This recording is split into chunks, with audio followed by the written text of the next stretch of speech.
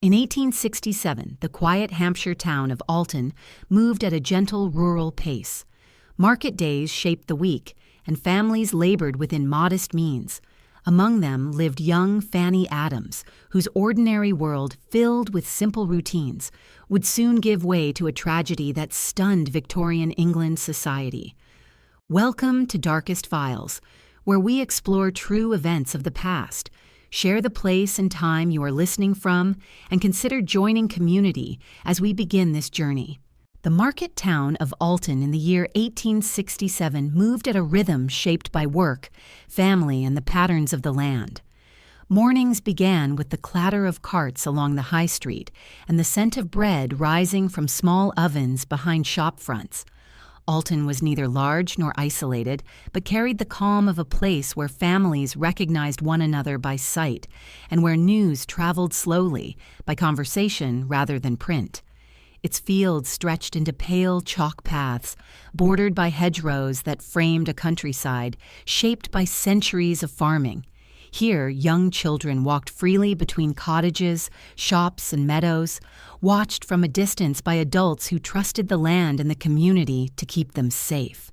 Life unfolded with modest expectations, shaped by school lessons, factory hours, seasonal work, and the dependable pull of Sunday routines. Within this small and familiar world lived the Adams family. They were not wealthy, nor were they poor by the standards of their time. They represented the working households of Hampshire, built on steady labor and strong community ties. Their home was simple but full, shaped by the laughter and responsibilities shared among siblings. Fanny Adams, the eldest of the girls, was known for her energy and for the brightness that marked many children of rural Victorian England. She spent her days helping her mother with small household tasks, playing in the lanes with friends, and exploring the meadows that spread just beyond their street. Her world was narrow in geography, yet expansive in curiosity, defined by familiar paths that led to the fields, the churchyard, and the banks of the nearby River Way. The environment in which she lived offered a sense of security common to small towns where long-standing families watched one another's children grow. The fields near Tanhouse Lane and the hop gardens that stretched into the valley were common spaces for youngsters who played there when chores were finished. Adults worked in shops, on farms, or in local trades, and there was little expectation that harm could reach a child so close to home. For mothers of the time, the open air was often seen as a healthy balance to confined cottage living, and children were encouraged to walk outdoors, breathing the fresh countryside air while staying within sight of recognizable landmarks. The rhythm of the Adams family followed this pattern, balancing domestic duties with the understanding that childhood was shaped by exploration under wide skies. Alton itself reflected the character of mid-19th century rural England. Its houses were arranged around narrow streets, many still tracing lines laid centuries earlier. There were shared wells, small gardens, and the ever-present sound of workers moving goods between farms and the market. The social landscape was orderly, influenced by church teachings and long-standing customs. Respectability mattered, and people took pride in maintaining their households, raising hardworking children, and contributing to the quiet prosperity of the community. News of events elsewhere in the country arrived slowly, and many families, including the Adamses, lived with a focus on immediate needs rather than distant affairs. This closeness, both geographical and social, shaped the way the town understood itself and the world it inhabited. In this atmosphere of routine and local familiarity, Fanny's days unfolded with little variation. She rose early, helped with tasks suitable for her age, and followed her mother's guidance with the typical mixture of obedience and spirited independence. Her friendships with neighboring children were central to her world. Together they formed small groups that ventured into the surrounding fields, building small games and stories out of the natural landscape. The meadows, hop gardens, and chalk paths offered different places to explore, depending on the season. During late summer, the fields were warm and bright. dotted with workers who tended the crops, moved livestock, or walked between villages with the quiet confidence of those who knew every turn in the land. The local environment fostered an easy trust, and adults often spoke warmly of the safety of Alton. Crime existed, as it did everywhere, but serious offenses were rare in scale and distant in memory. Most disturbances involved small disputes, occasional drunkenness, or petty theft. Residents believed in the protective strength of a known community, where unfamiliar faces were noticed and children returning late from play were quickly accounted for by neighbors who felt responsible for one another's well-being. This shared sense of duty contributed to the confidence parents held when sending children outdoors to enjoy the late afternoon sun. As summer 1867 progressed, the town moved through its usual agricultural rhythms. Workers returned to fields, families planned simple outings, and the days remained long and warm. On such afternoons, it was common to see children wander toward the hop gardens that lay beyond the main cluster of homes. The hop poles stood in neat rows, forming a quiet landscape broken only by the voices of workers or the sound of insects moving between leaves. It was a place both ordinary and peaceful, used daily by townspeople, and considered safe enough for children to pass through on their way to play. Fanny herself enjoyed these open spaces, and they became part of her routine. Neighbors often saw her walking with her younger sister or with friends from houses nearby. Her clothing, like that of many working-class children, was practical and well-worn, designed to endure long hours of outdoor play. Adults recognized her easily, not only by her appearance but by her familiar presence along the paths leading into the fields. She represented the kind of child who belonged entirely to the rhythms of her community. Watched from a distance, by adults who took comfort in the predictability of her movements. For those living in Alton, the late afternoons were a treasured pause between morning labor and evening responsibilities. Women prepared meals or tended to washing, men returned from work, and children, sensing the nearing end of the day, made the most of the remaining sunlight. On the day that would become etched into the history of the town, the fields looked no different from any other. There was no sign of danger, no unusual disturbance, and no warning that Alton's sense of safety would soon be shaken. The hours unfolded in the same gentle manner they always had, with families preparing for evening and children beginning their usual wander toward the open meadows. As the sun moved lower and the works of the day drew toward their close, the surrounding countryside held a calm that felt reassuring in its familiarity. The hop gardens, meadows, and narrow paths leading away from the town appeared unchanged, preserving the same quiet landscape that generations of children had grown up exploring. It was from this scene that the Adams children, along with other youngsters, began their slow walk toward the open spaces beyond the lane, unaware that the final hours of the afternoon would mark a turning point for their family and the community. The part closes as the warm light softens across the fields and the children prepare to walk toward the nearby meadow, a routine step that carried no cause for concern. The soft light over the fields lingered as the children began their gentle walk toward the meadow, moving along the familiar path that marked the boundary between Alton's clustered homes and the open countryside. From a distance, their figures blended with the pale dust of the lane, their steps unhurried, shaped by an afternoon that still held warmth and ease. It was the kind of late summer day that made the outdoors inviting, the sort of afternoon when families felt comfortable letting children explore the spaces just beyond their sight.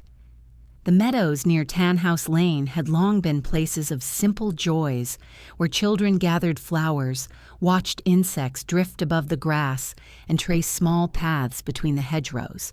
On this particular afternoon in August 1867, the air carried the mild smell of dried grass, and the only sounds were the low calls of cattle and the faint echo of distant workers finishing the day's tasks. Fanny, her younger sister, and their companion from a neighboring home walked with the carefree rhythm of children accustomed to the landscape. Their steps followed a route they had taken many times before, a modest distance from the Adams house, yet far enough to feel like a small adventure in the open air. The fields around them were used by farmers who accepted the presence of children as part of the everyday life of rural England. Nothing about the scene suggested that the afternoon would be anything other than another memory of wandering through tall grass and returning home before supper. The landscape, shaped by years of agricultural routine, did not change quickly. The hop gardens remained standing in their orderly rows, and the chalk pathways still bore the marks of countless footsteps.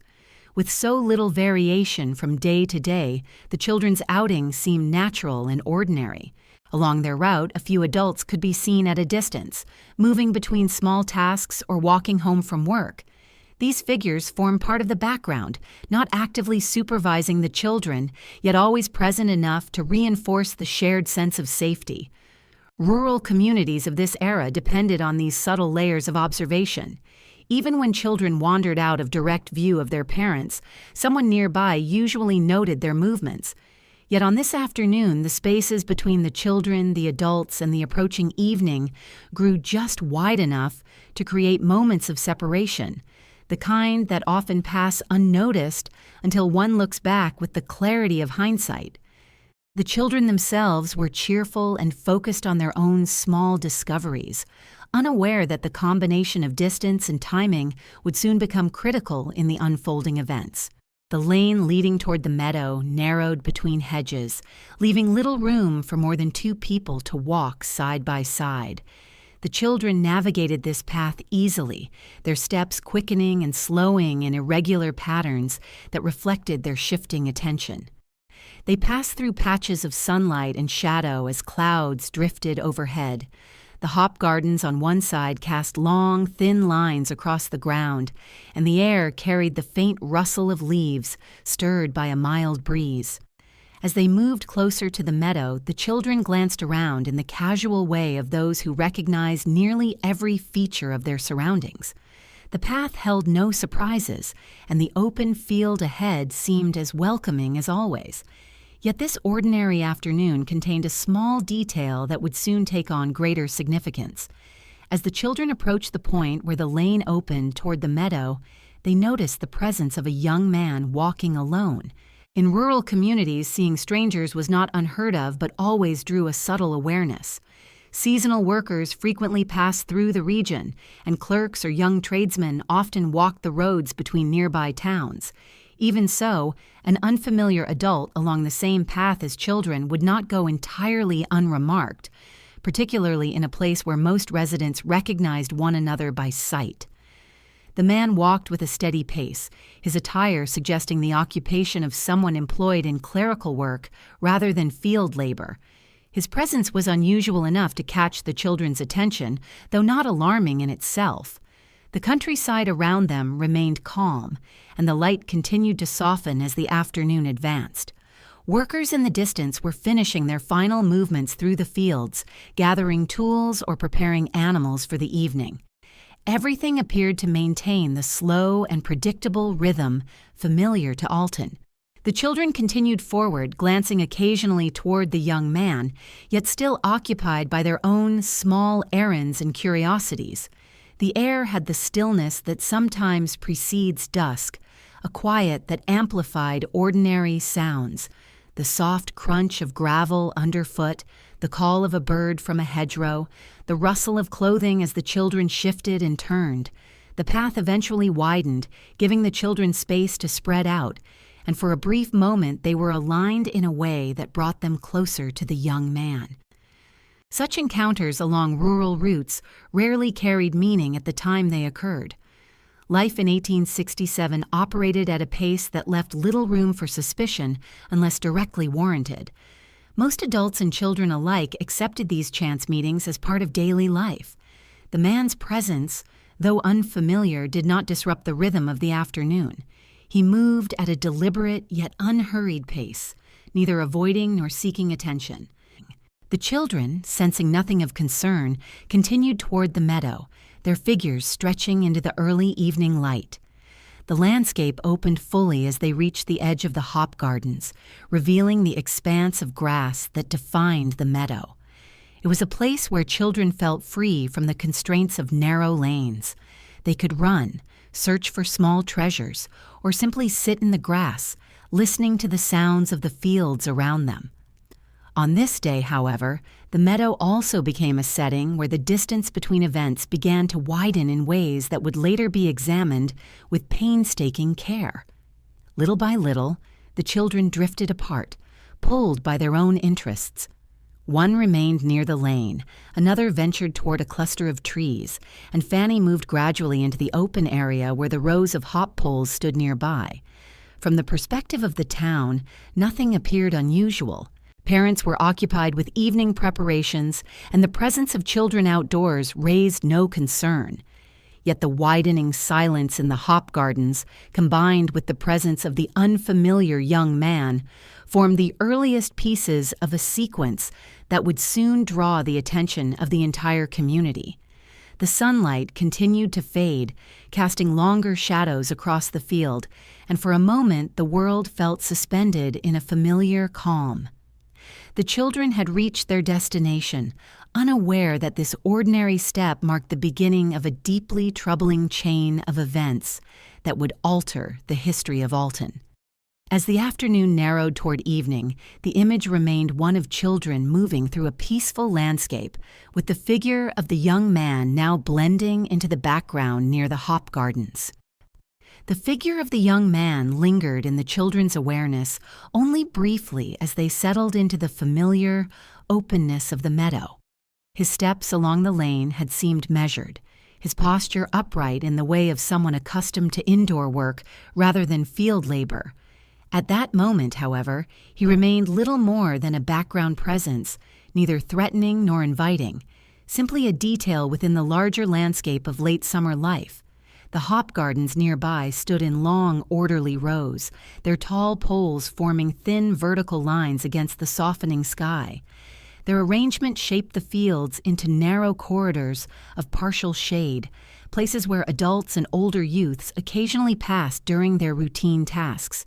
To children, the gardens represented boundaries more than destinations, quiet areas that framed their games but did not usually draw them inward. Beyond these fields, the distant outline of Alton's roofs and chimneys remained visible. From that vantage point, the town appeared small and compact, with smoke rising in thin spirals from the hearths where families prepared their evening meals. The routine of daily labor continued in those final hours before dusk. Women washed utensils, tended to younger children, and folded linens, while men returned from fields or workshops, often stopping to speak briefly with neighbors as they reached their doors. The hum of this settling rhythm echoed faintly across the fields, blending with the soft tones of the countryside. Nothing within these familiar movements suggested that a single irregularity along a quiet lane would soon draw the eyes of the entire town. The young man continued his path with the steady gait of someone following an intentional route. Though unfamiliar to the children, he was not wholly unknown in Alton. His name, Frederick Baker, belonged to a clerk employed in a local solicitor's office. He was a young adult, educated enough to hold respectable employment yet not belonging to the upper ranks of society. Clerks of his kind often moved quietly through communities, neither prominent nor invisible, performing tasks that required careful writing, record-keeping, and the delivery of messages. In their manner of dress and speech, they occupied a narrow social middle ground. Baker's attire reflected this position. He wore clothes of reasonable quality, clean but not fine, suited to both office work and small errands. To the casual observer, he appeared unremarkable, one of many young men who traveled the rural routes between towns. On the afternoon in question, Baker's movements drew minor attention, simply because they intersected with the path taken by the children. In small towns, such intersections always left subtle impressions. People noticed unfamiliar movements, even if those movements carried no immediate meaning. A stranger's presence often became material for later conversation, and the sighting of someone walking a less traveled lane might be mentioned casually if the person behaved in a way that seemed even slightly out of place. At this early point, however, Nothing about Baker's appearance suggested anything of consequence.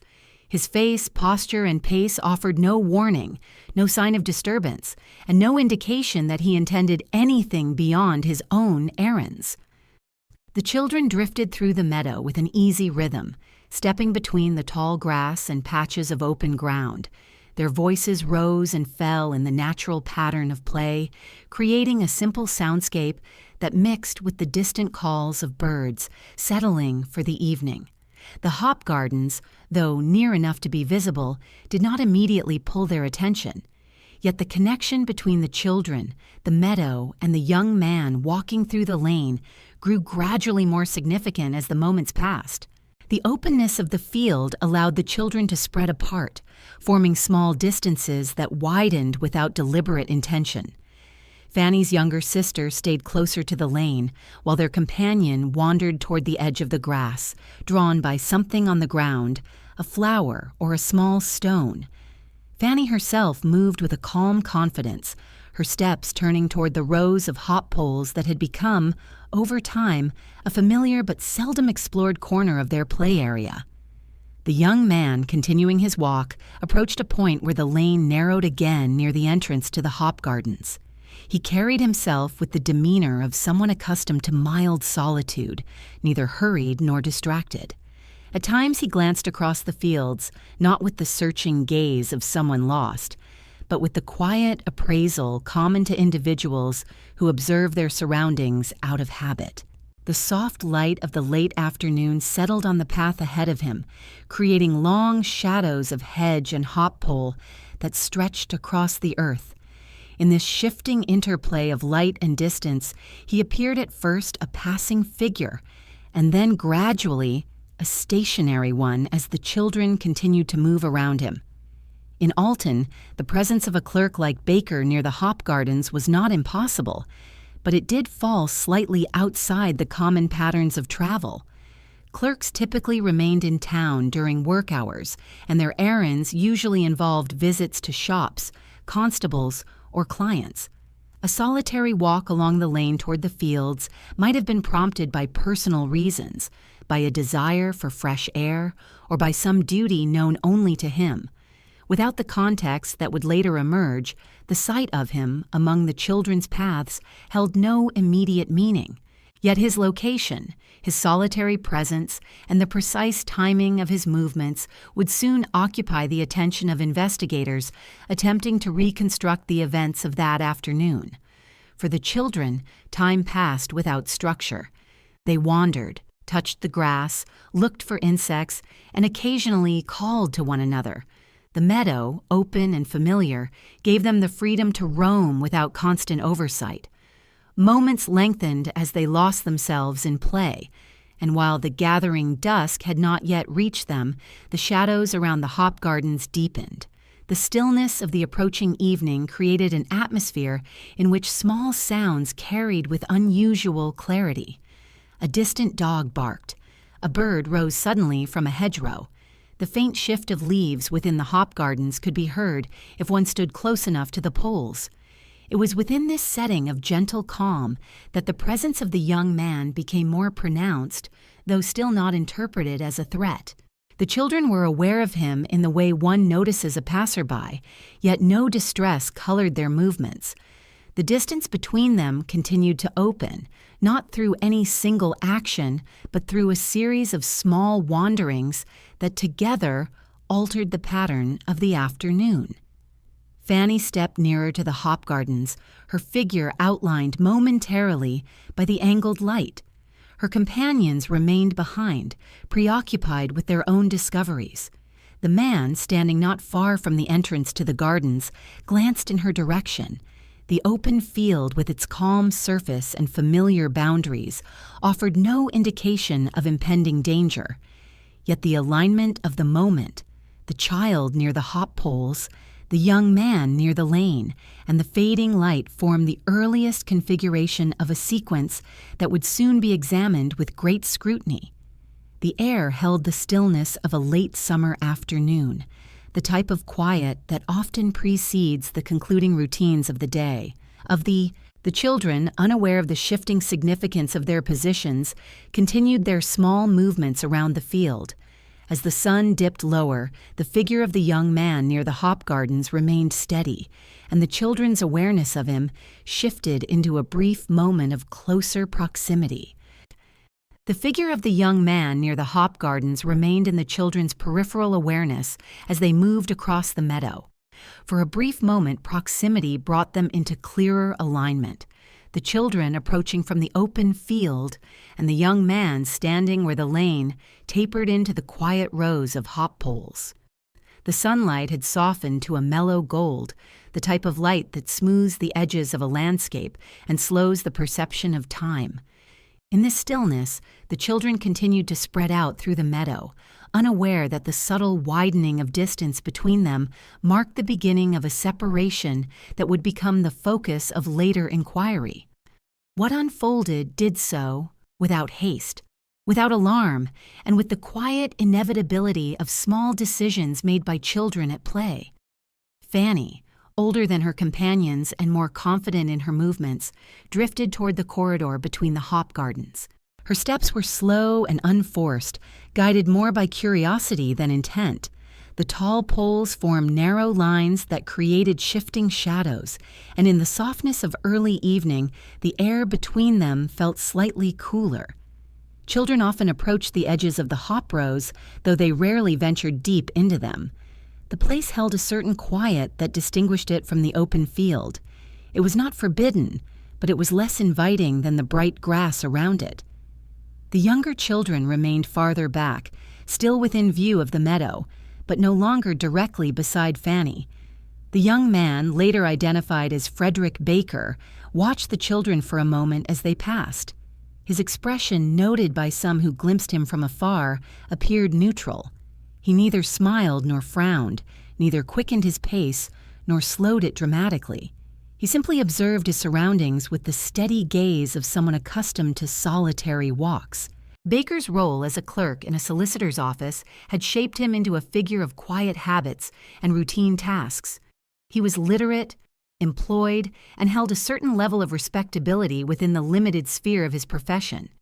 Yet he was also alone, a man whose movements on that particular afternoon stood slightly apart from the typical rhythms of the community. The children paid him little attention once they had passed him on the path, yet his presence continued to linger in the background of their awareness. To them, he was neither friend nor family, neither someone known nor someone feared. He was a passerby, the kind of figure who appears in a rural landscape and then disappears again without consequence. In the context of that moment, this detachment felt natural. Children of the era were accustomed to encountering adults of all kinds along the lanes and fields. But the growing space between the children began to form a pattern that, though mundane at first glance, would later be reconstructed moment by moment as investigators attempted to understand what had happened. Fanny stood nearest to the hop gardens now, her form small against the tall poles but clearly visible from several paces away. The younger children called to her in faint voices, their tones soft and lacking urgency. Fanny's response was indistinct, a simple acknowledgement rather than a reason to regroup. The moment drifted, shaped by the casual division that often occurs when children spread out in open spaces without supervision. No one watching from the distance could have predicted the significance of these small separations. They occurred naturally, without intention, like the branching movements of birds across an open field. In the broader landscape, the sounds of Alton continued to fade as families moved indoors. The shift from afternoon to evening was subtle, yet steady. Smoke rose more thickly from chimneys as fires were stoked for cooking. A few dogs barked from behind fences. The distant clink of metal from a workshop signaled the final acts of the workday. These noises, though faint at the meadow's edge, created an atmosphere of closure. Daylight began to thin, yet enough remained to give the fields a calm, muted brightness. It was the hour when children were usually expected to begin the walk home, though this expectation was often softened by the slowness of rural routine.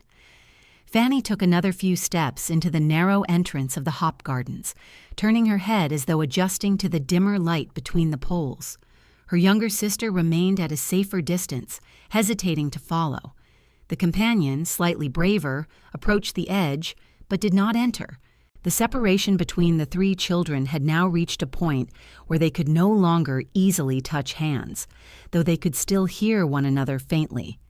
The effect was subtle but meaningful, a slight widening of space that created vulnerability where none had seemed possible only minutes earlier.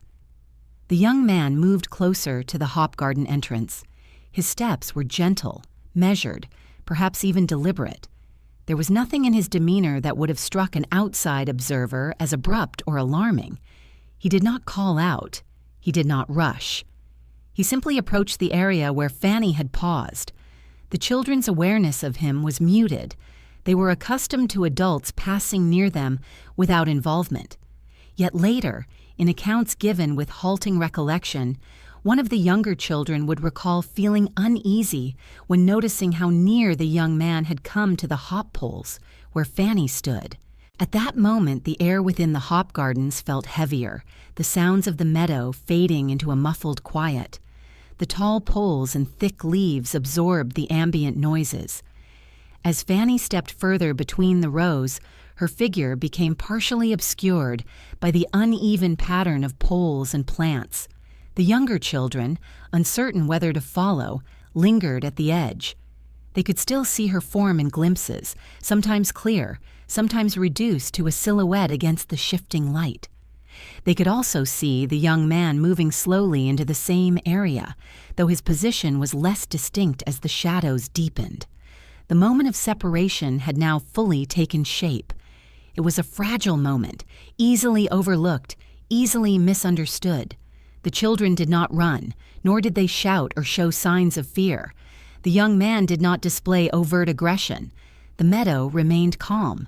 Yet within this calm, the distance between the children and Fanny grew just enough to allow events to unfold without immediate witness. It was the kind of natural separation that often occurred during play, yet on this day, it created a vulnerability that would soon become the central detail of a devastating chain of events.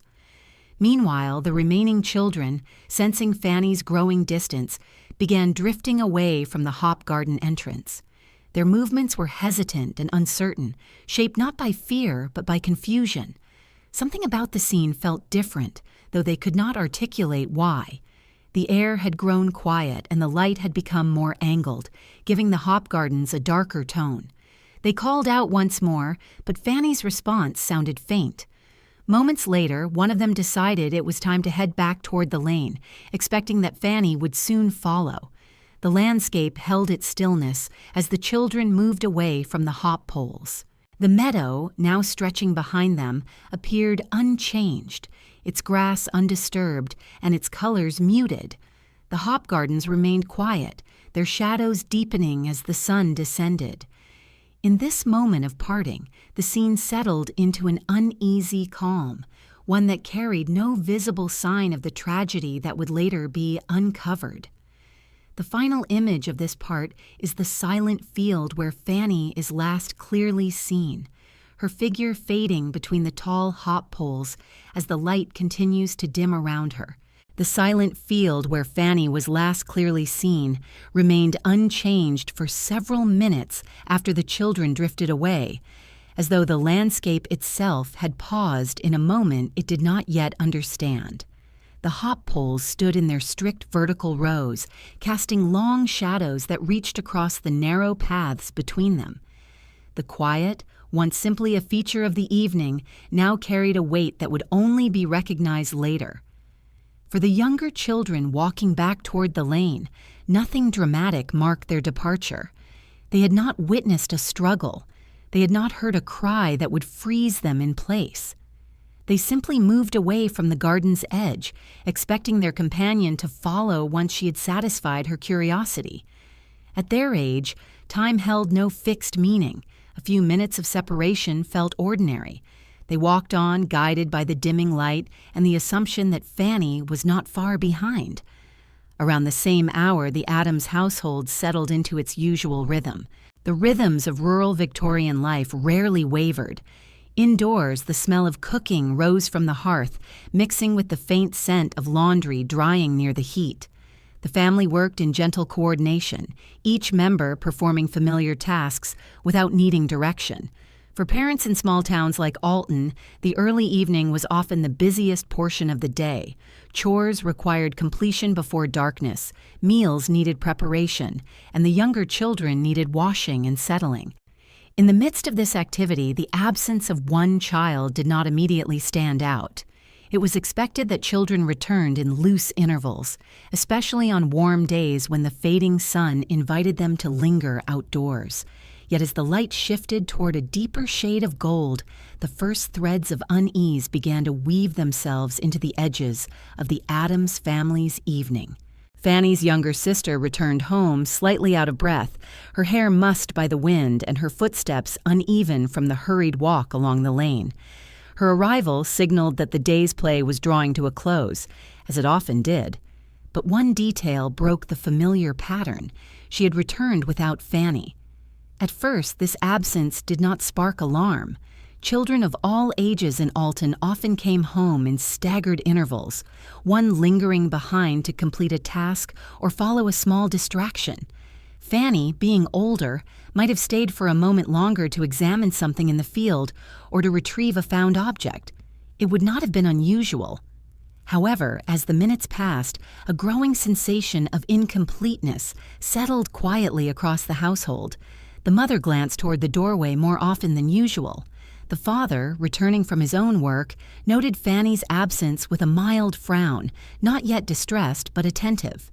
The younger sister spoke in hurried bursts, describing how they had last seen Fanny near the hop gardens. Her words tumbled out, lacking structure, shaped by the memory of a child whose attention had been stretched between play and the walk home.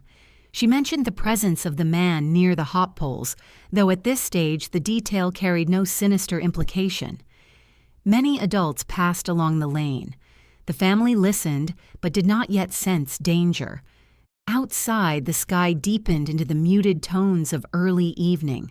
The shadows lengthened across the fields, and the meadow where the children had played shifted in color from warm gold to a darker green. In such spaces, the threshold between day and night created a brief period when visibility diminished quickly. Rural families, accustomed to the pace of natural light, understood the importance of children returning before this transition. The father, troubled by the growing passage of time, stepped outside to look toward the fields. From the doorway, he could see the faint outline of the lane and the top edges of the hop poles. No small figure moved along the path. The mother called Fanny's name from the doorway, her voice carrying across the quiet street. Neighbors heard the call and paused, listening instinctively. In small communities such as Alton, a mother's voice raised toward the fields often carried layered meaning. Sometimes impatience, sometimes concern, sometimes a simple summons to supper. At this moment, it held an edge of uncertainty. When no reply echoed back from the meadow, that uncertainty tightened. The father walked further down the road, scanning the lane that led toward the fields. His pace remained steady, but each step carried a growing sense of urgency that had not been present earlier. The younger children, now indoors, repeated their account of the afternoon. Their recollections were fragmented, shaped by the limited understanding of their age. They explained that Fanny had walked toward the hop gardens. They spoke of the tall poles, the long shadows, and the man who had appeared on the lane. Their tone remained matter-of-fact. They had not interpreted the moment as dangerous. Yet as they repeated the details, the adults listening felt the first stirrings of alarm. The mention of the hop gardens, a place slightly removed from the openness of the meadow, introduced an unfamiliar unease. The mention of a stranger, though perhaps innocent, pressed upon the mother's thoughts with growing weight. Soon neighbors emerged from their homes to inquire whether help was needed. In 1867, the sense of communal responsibility in towns like Alton was strong. Families watched out for one another, and a missing child, even only briefly missing, drew immediate support. Lanterns were brought from hooks beside doors. Men rolled their sleeves and prepared to walk the fields. Women asked questions and repeated the children's scattered descriptions, attempting to form a clear picture from incomplete memories. The name of the lane, the type of clothing Fanny wore, the location where she had last been seen, all details were spoken aloud, repeated, and then carried by neighbors as they moved toward the meadow. The search began without a single command. It grew organically, shaped by concern and by the instinctive coordination of people familiar with both the land and one another. The father walked quickly toward the hop gardens, flanked by two neighbors who had joined him with lanterns in hand. Their steps pressed into the chalk path, leaving distinct impressions in the dust. The early evening light was fading, leaving the landscape dim but still navigable. They called Fanny's name repeatedly, their voices steady but increasingly strained. The sound traveled across the open meadow, echoing faintly against the hedges. As the men approached the edge of the hop gardens, the light continued to decline, forcing them to lift their lanterns higher. The rows of poles stretched before them, forming narrow aisles of shadow. They stepped between the first few rows, their lanterns casting unsteady circles of light upon the ground. The silence within the gardens felt deeper than the surrounding meadow. Each step stirred the earth quietly. Each call to Fanny seemed swallowed by the stillness. The search expanded quickly. More neighbors arrived, forming small groups that fanned out across the meadow, the lanes, and the perimeter of the hop gardens. The soft glow of lanterns appeared like scattered stars moving through the fields, each marking a different path of inquiry. The mother waited near the lane, her hands clasped tightly, her posture tense with rising fear.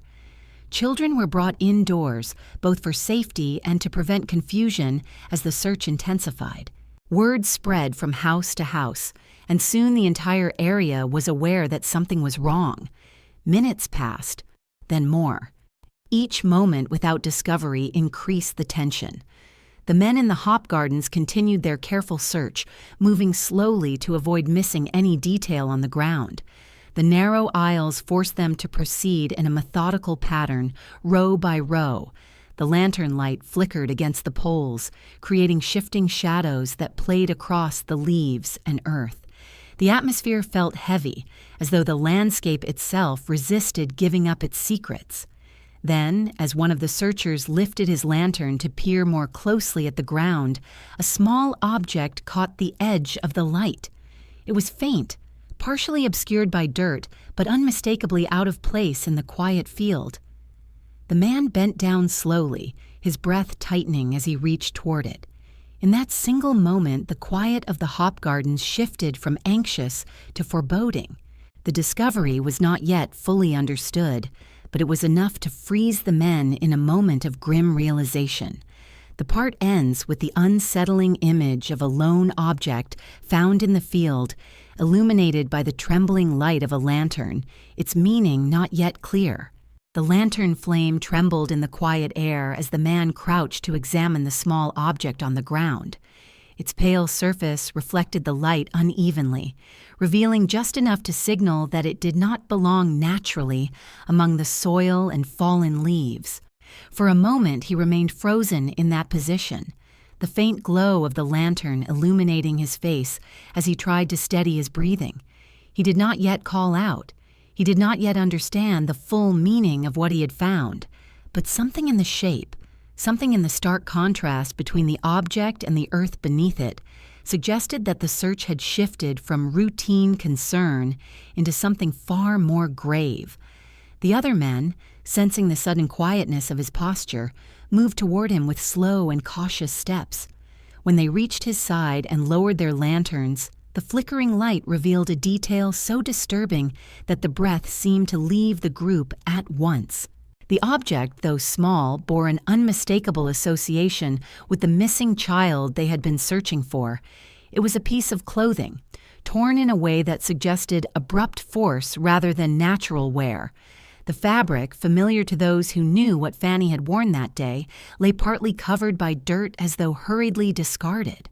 A silence fell among the men, not because they lacked words, but because the weight of what they saw pressed heavily upon their ability to speak. For a moment, no one moved. The stillness of the hop gardens closed around them, broken only by the faint rustle of leaves stirred by the night air. One of the men leaned in closer and lifted the torn piece of cloth with trembling hands. The lantern light revealed stains that deepened their dread, confirming that the situation was far more dire than anyone had imagined when the search had first begun. The men exchanged glances, their faces etched with fear and disbelief. This was not a lost child wandering the fields after dusk. This was something darker, something that would soon call for the full attention of the authorities and the collective strength of the community. The discovery ignited a rapid and instinctive response. One man turned and hurried out of the hop gardens, calling to others nearby as he went. His voice, strained and uneven, carried across the field with a tone that needed no translation. The searchers, scattered across the meadow and along the lane, paused and looked toward the source of the call. Lanterns swung as people moved toward the hop gardens, guided by urgency rather than direction. The father of the missing girl, hearing the rising commotion, felt a surge of panic and moved quickly toward the cluster of men gathering near the entrance to the garden. As more people arrived, the lantern light increased, revealing the pale surfaces of the poles and the dark spaces between them. The torn piece of fabric was handed to the father, whose face tightened as he recognized it immediately. The fabric belonged to Fanny's clothing. The sight struck him with devastating clarity.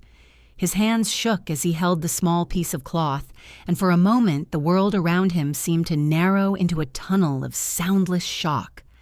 The mother, arriving moments later after hearing the shouts, let out a quiet, breaking sound when she saw what he held. Her knees weakened, and neighbors stepped forward to support her as she leaned heavily against them. The discovery set the searchers into a new pattern, marked by urgency and grim determination.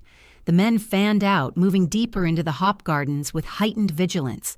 Their lanterns cast trembling glows across the ground, searching for any sign, any detail that could guide them toward the truth of what had happened.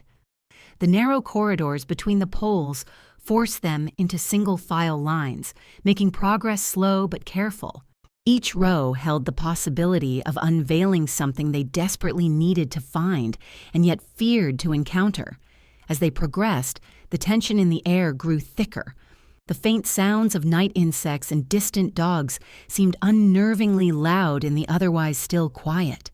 The men continued methodically, scanning the earth with sharpened eyes, pausing whenever something on the ground caught the edge of their light.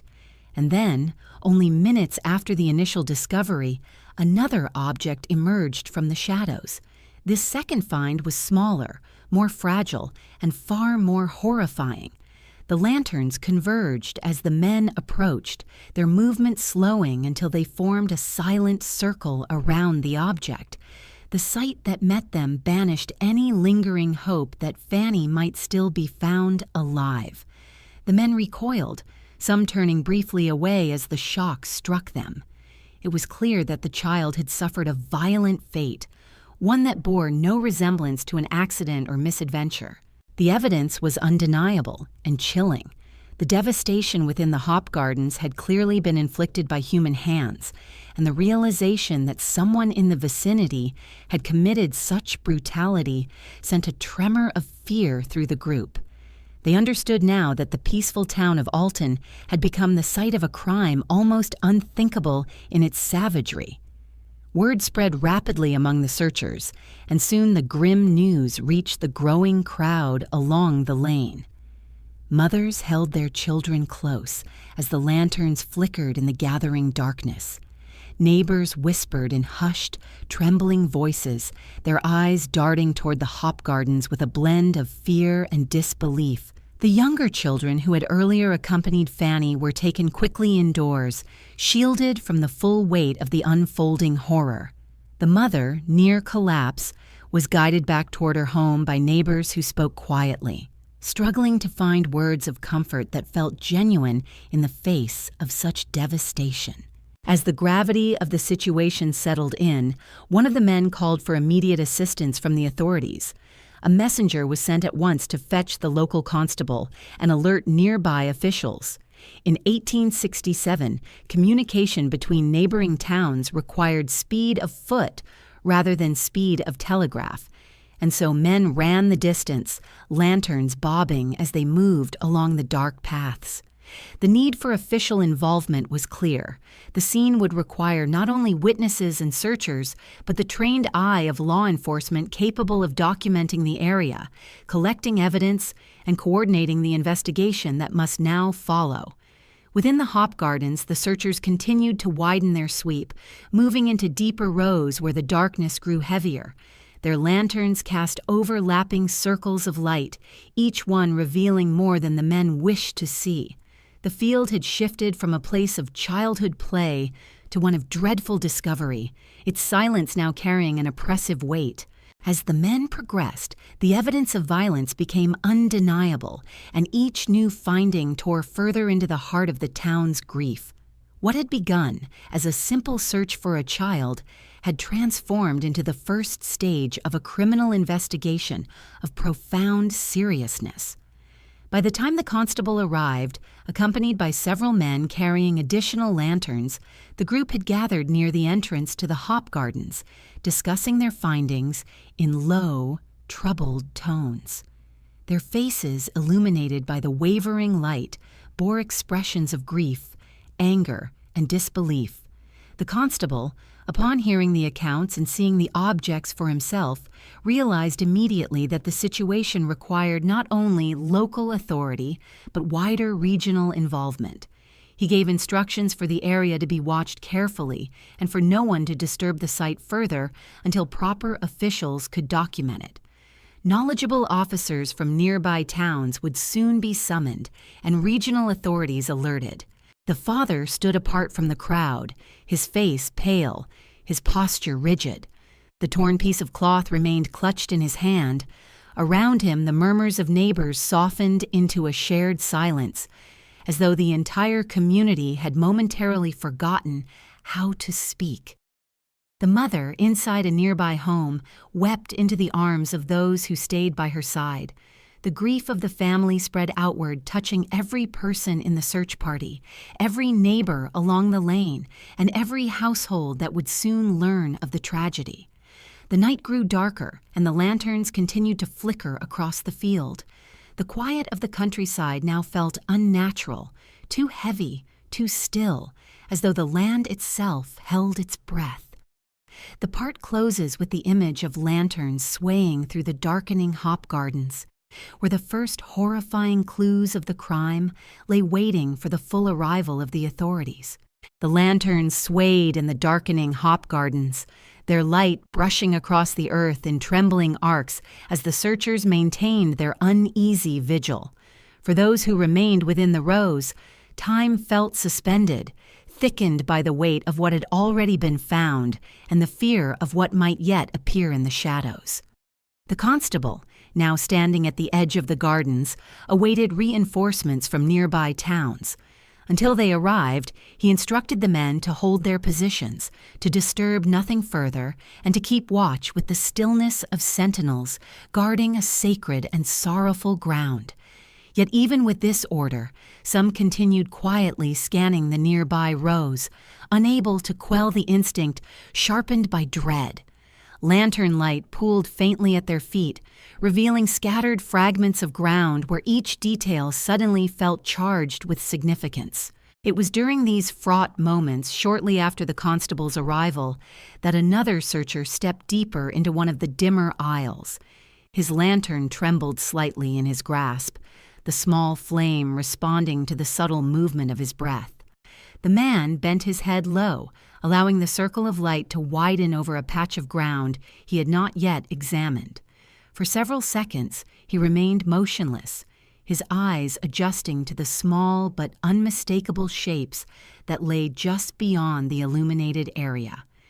He lifted the lantern slowly, and as the light expanded, the shadows retreated to reveal something far more horrifying than the findings that had already shaken the town.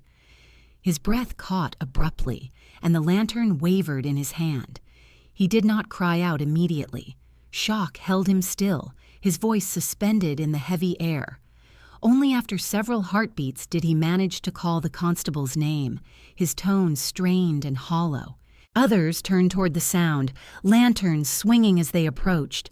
The dim glow of their lights gathered around the man's trembling hand, converging upon the newly discovered evidence.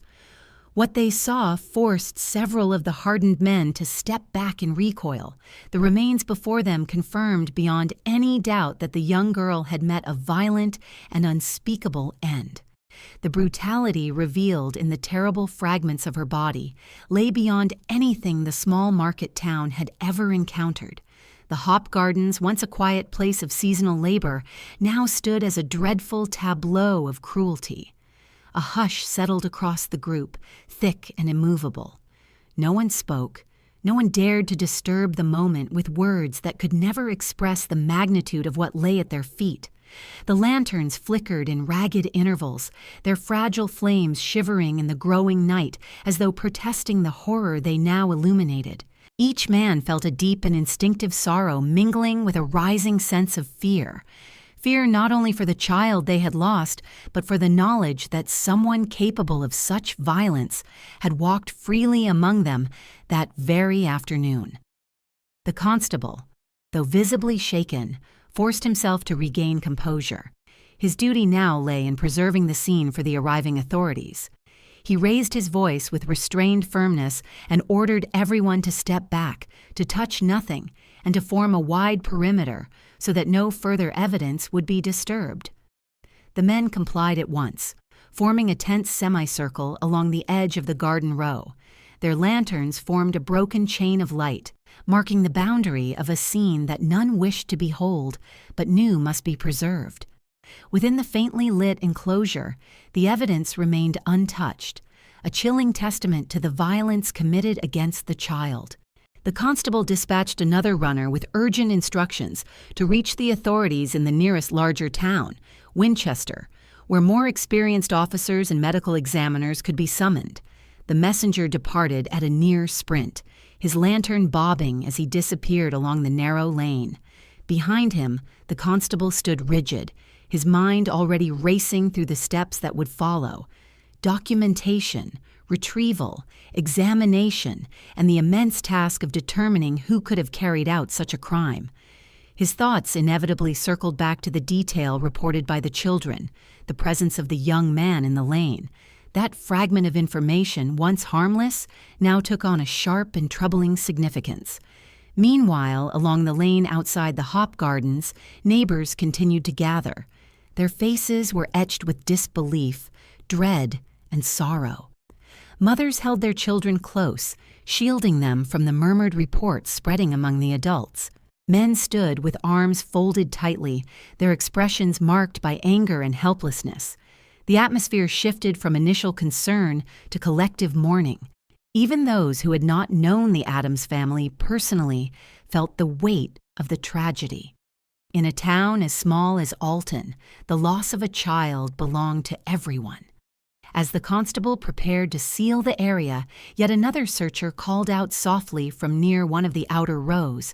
His lantern had caught the edge of something metallic, lying partially obscured by soil and leaves. When he lifted it, the faint light revealed a small object that could only have fallen from a pocket or been dropped in haste. It was a button, plain, functional, and typical of the kind sewn onto the clothing of clerks or office workers. The men around him exchanged dark, heavy glances. The detail was small, but in the context of what they had already uncovered, it hinted at the possibility of a link between the crime and the presence of the young man who'd been seen earlier near the children. More lanterns gathered around the newly found object. The constable examined it without touching, committing its appearance to memory. He instructed the men to mark its exact location, using a small rock and to remain clear of it until investigators could document it properly. Each new object found in the darkened field added another piece to the puzzle, yet also deepened the dread that the evidence would reveal a story more violent than anyone had ever imagined. The hop gardens, once merely a backdrop to a late afternoon of children's play, now felt sealed off from the rest of the world. The night air seemed to press inward, as though the darkness itself acknowledged the severity of what had occurred. The faint hum of insects, the rustling leaves, and the far-off sounds of the town created a contrast that made the silence within the gardens even more profound. The men stood in tense watchfulness as each moment stretched into the next, waiting for the arrival of additional authorities who could guide the investigation forward. When at last additional officers arrived, having been summoned from neighboring towns, the hop gardens were illuminated by a greater number of lanterns and torches. The officers moved carefully, surveying the area with stern, solemn expressions. They listened to the accounts given by the searchers, inspected the marked locations where evidence had been found, and quickly realized that this was no ordinary crime. The remains, the torn clothing, the scattered objects, all indicated an act of violence that demanded immediate and meticulous investigation. They began taking notes, marking positions with stakes, and instructing each searcher to recount his observations in clear detail. The townspeople watched from the lane as the investigation took shape, their faces drawn with grief. The Adams family remained inside their home, surrounded by neighbors offering support in quiet, steady ways, carrying water, tending to children, and maintaining a presence that spoke more of compassion than words ever could. The mother's quiet sobs could be heard from inside, and those outside felt their own throats tighten with shared sorrow. As the officers completed their initial examination of the scene, they prepared to transport the remains with great care. The constable, standing nearby, kept his gaze fixed upon the darkened hop gardens, his mind already turning toward the next steps, gathering witness testimony, reviewing the children's accounts, and identifying the young man seen near the fields. The foundation of the investigation had begun, though much remained unknown. This part concludes on the image of investigators moving through the hop gardens with solemn purpose, their lanterns illuminating the fragments of truth scattered across the silent field. The investigators moved with solemn purpose through the hop gardens, their lanterns casting overlapping circles of light across the uneven ground. As dawn approached, the faint gray tint along the horizon began to soften the darkness, though it did little to ease the grim work before them.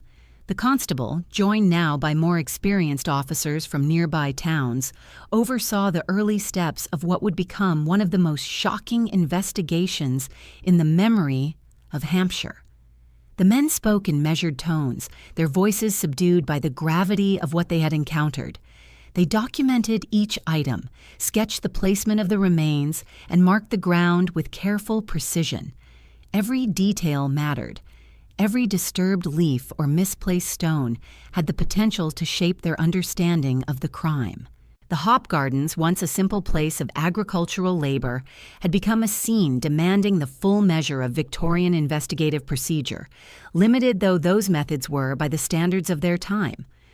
The morning light revealed more of the landscape's contours, making the scene harsher in its clarity. The investigators paused at intervals, stepping back to reassess markings on the ground and to ensure that nothing of importance had been overlooked. They had arrived quickly in the night, but it was only with daylight that the full extent of the devastation could be observed. Their faces, previously washed in the flicker of lantern flames, now showed clearly the strain of their task. Some bore expressions of disbelief, others hardened themselves into a professional stillness, yet all carried a shared awareness that their work now held extraordinary significance. This crime, committed in such a quiet rural corner, would demand answers that would not come easily. Once the immediate surroundings were secured, the officers turned their attention to gathering testimonies from those who had been present the previous afternoon.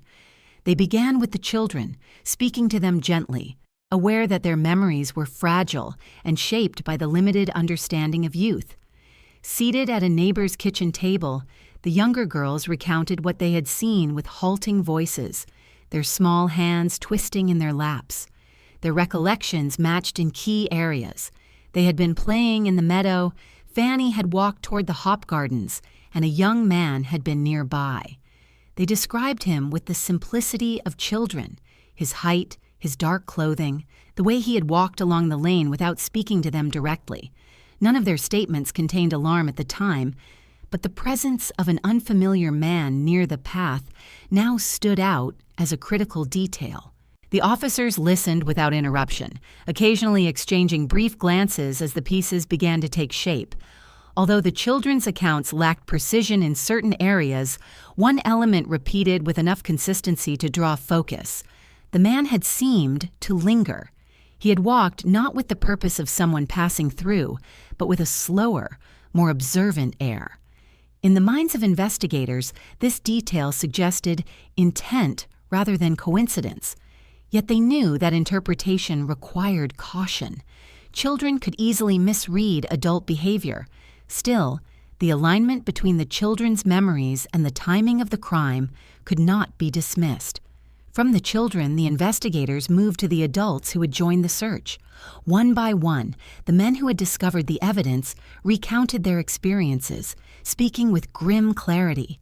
They described the torn cloth, the horrific remains, and the discovery of the button lying near one of the outer rows.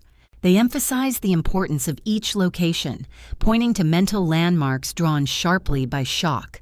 Their statements were recorded in notebooks, written with the precise strokes characteristic of Victorian clerical training. The officers took particular interest in the finding of the button, noting that it appeared to match the type commonly worn by men employed in clerical offices.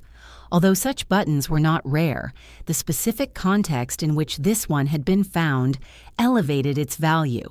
As the testimonies accumulated, the investigators turned their attention to the general surroundings, examining the paths leading toward and away from the hop gardens.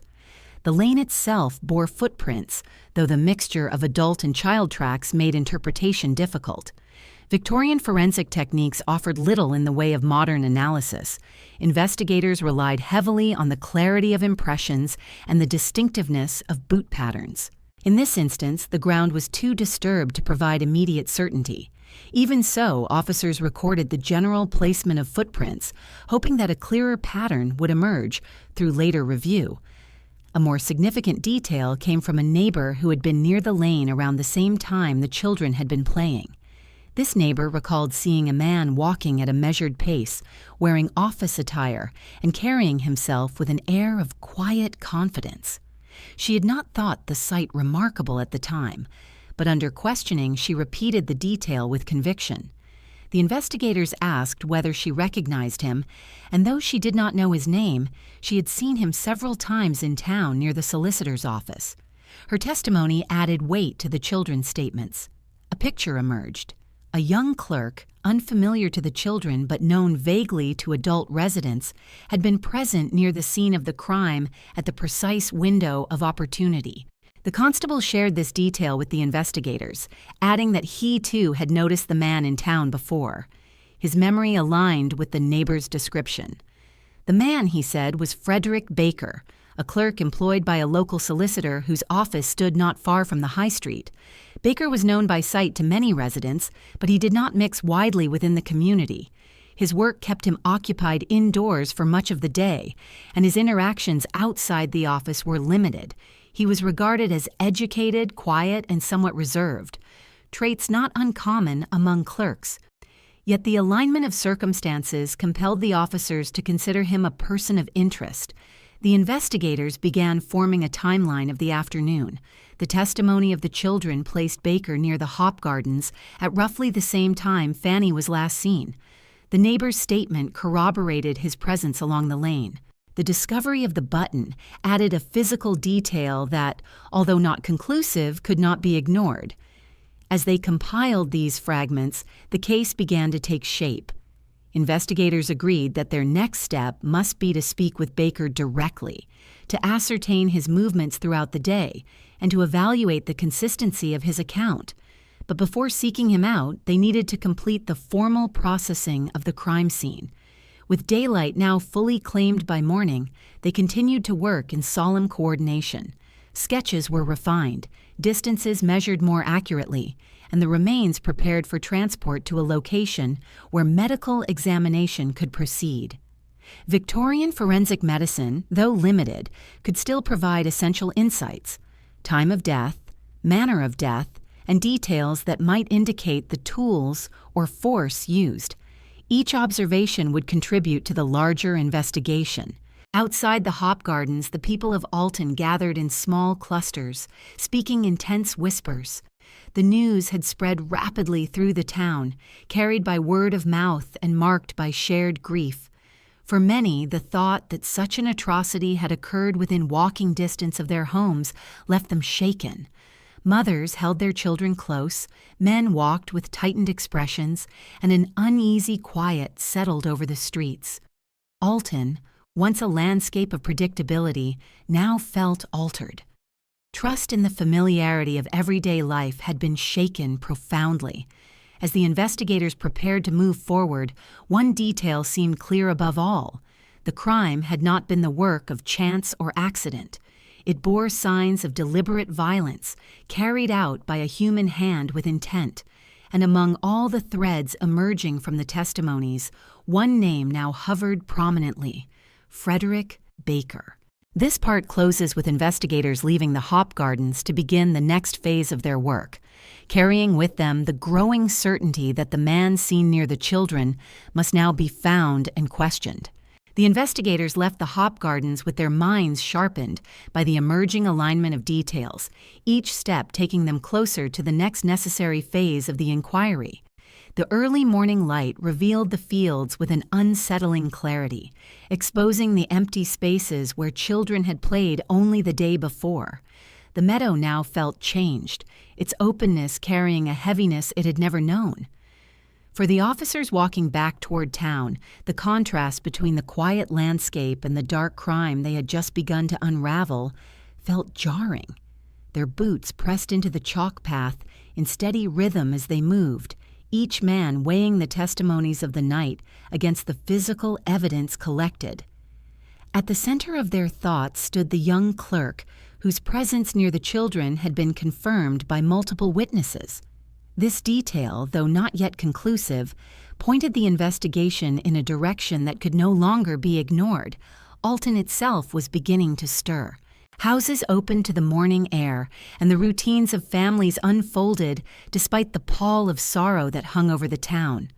Mothers lit their fires, fathers stepped into yards to gather tools or fetch water, and children peeked from doorways with wide, uncertain eyes. News of the tragedy had spread swiftly through whispered reports that traveled from home to home. Though details varied in accuracy, the central fact, a child had been murdered in the hop gardens, was known to nearly everyone by dawn. The shock of it settled into the town's consciousness with quiet severity. Serious crimes were not unknown in Victorian England, but in a place as small and orderly as Alton, such violence felt unearthly. Many families now kept their children close, unwilling to let them wander even within sight of the street. The trust that had once guided daily life had been shaken to its core. The investigators moved first toward the Adams household, not to trouble the grieving family further, but to collect the necessary descriptions for identifying Fanny's belongings and confirming what she had worn. A neighbor greeted them at the door, her expression drawn by a night spent offering comfort inside. She stepped aside to allow the officer's entry, her voice barely above a whisper. The mother sat in a chair near the hearth, her face streaked with the exhaustion of grief. She could offer only limited answers, speaking in quiet fragments. Even in her overwhelmed state, she confirmed with trembling certainty the items of clothing described by the searchers. Her confirmation provided the officers with additional verification that the remains found in the hop gardens belonged to her daughter. The father stood nearby, his posture rigid, his face marked by a grief too deep for expressive movement. The officers, recognizing the family's fragile state, limited their questions and withdrew as soon as the essential information had been gathered. As the investigators left the Adams home, their path took them past the small solicitor's office where Frederick Baker worked. The building, modest but neatly maintained, sat along a street known for its professional establishments. Through the window, the morning light revealed stacks of papers, ledgers, and the usual tools of clerical work. No movement could be seen inside, though the hour suggested the young clerk might arrive soon if he maintained a consistent routine. Victorian offices often kept predictable hours, and clerks were known for adherence to schedule. The investigators paused briefly, noting the building's location before moving on. They would return soon, but their immediate priority was to gather further testimony from townspeople who had seen Baker the previous day. As they walked through the streets, several residents approached them with expressions that mingled fear and urgency. A shopkeeper spoke first, stating that he had seen Baker the afternoon before, walking with his usual clipped stride toward the edge of town. He had noticed nothing unusual in the clerk's demeanor, yet the recollection now held new meaning. Another resident, a woman fetching water from a pump, recalled seeing Baker earlier in the week carrying a small notebook, a detail that seemed innocuous then, but would soon prove meaningful. The investigators thanked each witness and documented their accounts carefully, recognizing that even small observations could contribute to building a coherent timeline. With these early testimonies gathered, the officers turned their attention to locating Baker directly. As they walked back toward the solicitor's office, the town's tension seemed to tighten around them. The presence of uniformed officers moving with purpose attracted the attention of passers-by. People paused in their tasks, watching quietly as the investigators approached the building. When they reached the door, one officer knocked firmly. The sound echoed through the small office, and after a brief pause, footsteps approached from inside. The door opened, revealing Frederick Baker himself. He appeared composed, offering a polite greeting in the manner expected of a clerk addressing visitors. His attire was neat, his collar properly fastened, and his expression calm. For a moment he gave no indication that he was aware of the tragedy unfolding around him. The investigators introduced themselves and requested to speak with him about the events of the previous afternoon. Baker stepped aside, allowing them to enter. Inside, the office bore the familiar orderliness of clerical work. Bundles of papers tied with string, ink bottles arranged neatly on the desk, and ledgers stacked beside the chair. The interior felt removed from the horror discovered only a short distance away, its quietness contrasting sharply with the grim evidence the officers carried in their minds. The questioning began with simple inquiries. Baker provided his account of the previous day, stating that he had walked along the lane near the hop gardens during the afternoon. He claimed he had taken a brief stroll before returning to his duties. His tone remained steady, his answers offered with apparent willingness. Yet as the officers pressed for details, precise times, specific routes, and any interactions with others, his answers became slightly less consistent. Small hesitations crept into his voice. He mentioned encountering children on the path, but insisted there had been nothing unusual in the encounter. The investigators listened closely, noting each pause, each shift in tone, each detail that struck them as either plausible or evasive. At a certain point in the interview, one officer asked about the clothing Baker had been wearing the previous day. Baker gestured to a coat hanging near the door, stating that it was the same one he had worn. The officers examined it carefully. Their eyes narrowed when they observed faint marks on the fabric, small stains that appeared out of place on the otherwise well-kept garment. Baker attributed the marks to work-related accidents, explaining that clerical tasks occasionally involved handling ink or sealing wax. Yet the investigators noted the placement and nature of the stains, recognizing that the explanation did not fully align with what they observed. Another officer asked about the young man's notebook, having learned of its existence from earlier testimonies. Baker reached into his desk and produced it. The investigators opened it, flipping through pages filled with neatly written notes and small observations. Yet one particular entry caught their attention, its phrasing peculiar, its tone unsettling. Though not direct evidence of guilt, the writing struck them as significant enough to warrant further scrutiny.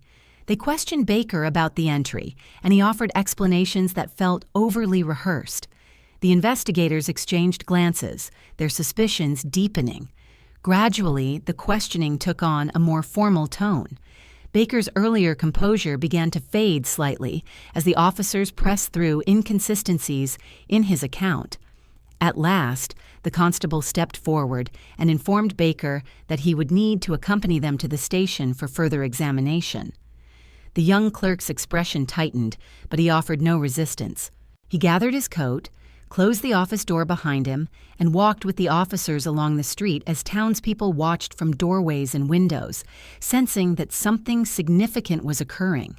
For Alton, this moment marked the beginning of a shift from fear to suspicion, from uncertainty to focused inquiry. The young man who had seemed an ordinary figure in their midst was now at the center of a rapidly escalating investigation. Though no formal charges had yet been placed, the alignment of testimony, physical evidence, and his own inconsistencies had raised enough concern that the investigation could no longer proceed without his continued involvement. This part closes as officers escort Baker toward the station, their steps measured and deliberate, carrying the weight of rising suspicion along the quiet street. The officers escorted Frederick Baker along the quiet street toward the station, their steps deliberate and evenly spaced, the measured pace reflecting both the seriousness of the situation and the need to avoid drawing undue public attention. Yet despite their efforts, residents standing in doorways or lingering near shop windows watched the small procession with fixed expressions. Some whispered among themselves, others simply followed with their eyes as the young clerk walked between the officers without struggle. Baker's face remained calm, almost studied in its neutrality, as though he wished to project an air of compliance. But the investigators beside him were already noting his demeanor carefully. A composed appearance did not rule out guilt, nor did it erase the troubling details of his earlier statements. Behind them, the morning in Alton continued to unfold, but the ordinary rhythm of the town felt altered, overshadowed by the gravity of the crime and the mounting belief that the man now in custody might hold answers. Upon reaching the station, a plain brick building with modest furnishings, Baker was asked to sit at a wooden table positioned near the front. Officers stood nearby, maintaining the calm but authoritative presence that Victorian law enforcement sought to uphold. An officer brought forward a ledger to record the initial details of Baker's detainment. The constable then informed him that he was not yet under formal arrest, but that he would be subject to further questioning and examination based on the evidence and testimonies collected. Baker nodded slowly, his hands resting lightly on his lap. His posture was upright, his gaze steady, though a faint tension had begun to show around his eyes. The officers proceeded by asking Baker to recount his movements once more, this time with greater precision. They requested the exact hour he had left the solicitor's office, the length of time he had spent walking along the lane, and the precise moment he had returned. The young clerk offered times that sounded plausible, yet the investigators noted discrepancies between this version and the timeline he had described earlier. The officers pressed him gently but firmly, encouraging him to clarify the inconsistencies. Baker responded by adjusting his statement slightly, attempting to reconcile the differences. Yet with each adjustment, the impression grew stronger that he was working to fit his story around facts he did not fully control. In light of these inconsistencies, the investigators requested permission to examine Baker's clothing more thoroughly. Victorian criminal procedures allowed officers to inspect garments when sufficient suspicion existed, and Baker did not refuse. His coat, waistcoat, and trousers were placed on a table under the watchful eyes of two officers. The fabric bore several marks that did not match the typical wear expected of a clerk engaged in office work. Some stains were faint, others more pronounced, and while Baker insisted they were the result of ink or handling of sealing wax, the officers recognized that the placement and coloration suggested a different origin. They noted these details carefully, planning to consult medical examiners to determine whether the marks could be linked to the crime. The next step involved examining the small belongings Baker had carried in his pockets. The constable placed each item on the table one by one. A few coins, a folded scrap of paper, a metal pencil holder, and finally, the notebook that had already drawn the investigators' interest. The notebook, bound in worn yet intact leather, contained pages filled with tidy handwriting. The careful script reflected the young man's clerical training, each letter formed consistently, each line written neatly along the faint ruling. The officers turned the pages slowly, examining the ordinary notes, reminders, work-related entries, and brief personal reflections before arriving again at the peculiar line that had stood out earlier. The entry was written in a manner that felt strangely detached from the surrounding notes. Its phrasing, tinged with unsettling implication, described harming something, though the wording was vague enough to resist immediate interpretation. To the investigators, the timing and tone seemed significant. They questioned Baker about the meaning of the line, but he dismissed it as nonsense, a moment of idle writing with no real intention. He claimed the words carried no deeper purpose and were unrelated to any action he had taken. Yet his response felt rehearsed, lacking the natural spontaneity of someone explaining an innocent remark. The officers discussed the notebook privately for several moments.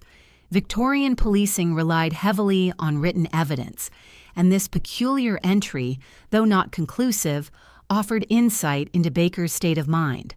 Combined with the inconsistencies in his timeline and the physical marks on his clothing, the notebook added weight to the gathering suspicion. The constable then informed Baker that the examination would continue and that he would need to remain at the station. Baker maintained his calm appearance, though a slight shift in his breathing betrayed growing unease.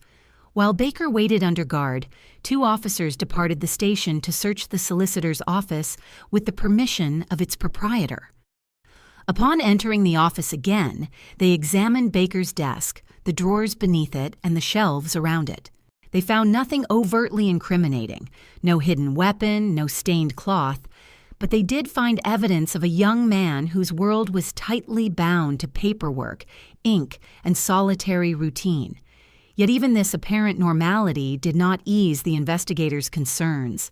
The ordinary nature of the workspace only accentuated the grim contrast between the clerk's profession and the brutality of the crime committed. Returning to the station, the officers reported their findings. The constable conferred with the senior investigators, and together they concluded that the accumulating details warranted formal arrest. Baker's calmness, once notable, now appeared to them as a calculated attempt to mask deeper truths. The constable stepped into the holding area and, in a controlled and steady voice, informed Baker that he was under arrest on suspicion of involvement in the death of the child found in the hop gardens. Baker listened in silence, his expression unchanged, though he swallowed once, his composure flickering momentarily. After the arrest was formalized, the investigators continued to examine the items Baker had carried. The folded scrap of paper, initially overlooked, was unfolded and studied. It bore short notations that seemed to outline minor errands, yet the reverse side revealed faint markings that suggested it had been reused. The officers set it aside for closer inspection. Every item, no matter how small, now took on potential significance. Victorian criminal investigations rested heavily on such details, for without modern forensic tools, the smallest physical clue could become pivotal. Outside the station, word of Baker's arrest spread quickly. By midday, small groups had gathered in nearby streets, speaking in hushed voices tinged with fear, relief, and anger. Some residents felt uneasy, knowing the young clerk had walked among them so quietly. Others felt a grim satisfaction that a suspect had been detained. Yet the town's sorrow remained foremost. Families kept their children close. Doors that remained open on ordinary days now stayed firmly shut. Inside the station, Baker settled into a reserved stillness as the investigators prepared the next steps, transferring him to secure custody, continuing to gather witness accounts, and arranging for medical examination of the evidence found. Though he offered no confession, and though he maintained a calm demeanor, the details surrounding him increasingly pointed toward involvement. The officers recognized that the case remained far from complete. Many questions needed answering, and formal examination of the remains had yet to be conducted. But the initial phase of the investigation had now reached a critical turning point. The evidence, the testimonies, and Baker's own inconsistencies had converged. This part closes as the investigators finalize Baker's arrest and prepare to secure him in custody, marking the beginning of the formal criminal process and deepening the town's collective anticipation of what further revelations the investigation would bring. The formal arrest of Frederick Baker marked a turning point in the investigation, but the work of the authorities was only beginning. Once secured in custody, Baker was moved to a more protected location, both to ensure the integrity of the investigation and to shield him from an increasingly agitated public. The officers understood that a crime of such magnitude would stir emotions that could not be easily contained, and they knew that their responsibility extended beyond gathering evidence. They also had to preserve order within a community deeply shaken by fear and grief. Baker was transported under guard to a nearby secure holding area, his steps measured and his expression somber, yet controlled. He did not resist or protest. If anything, he appeared to accept the proceedings with a calmness that many found unsettling.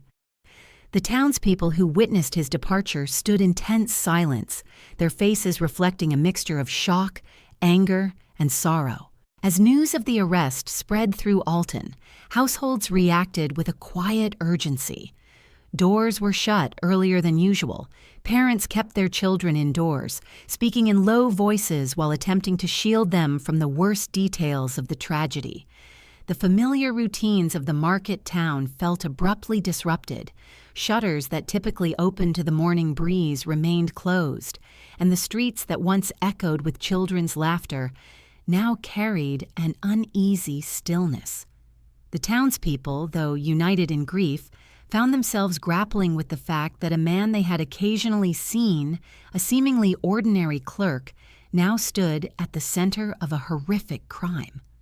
By midday, clusters of residents had gathered near the constable's office and along the high street. Their conversations, though hushed, grew more intense.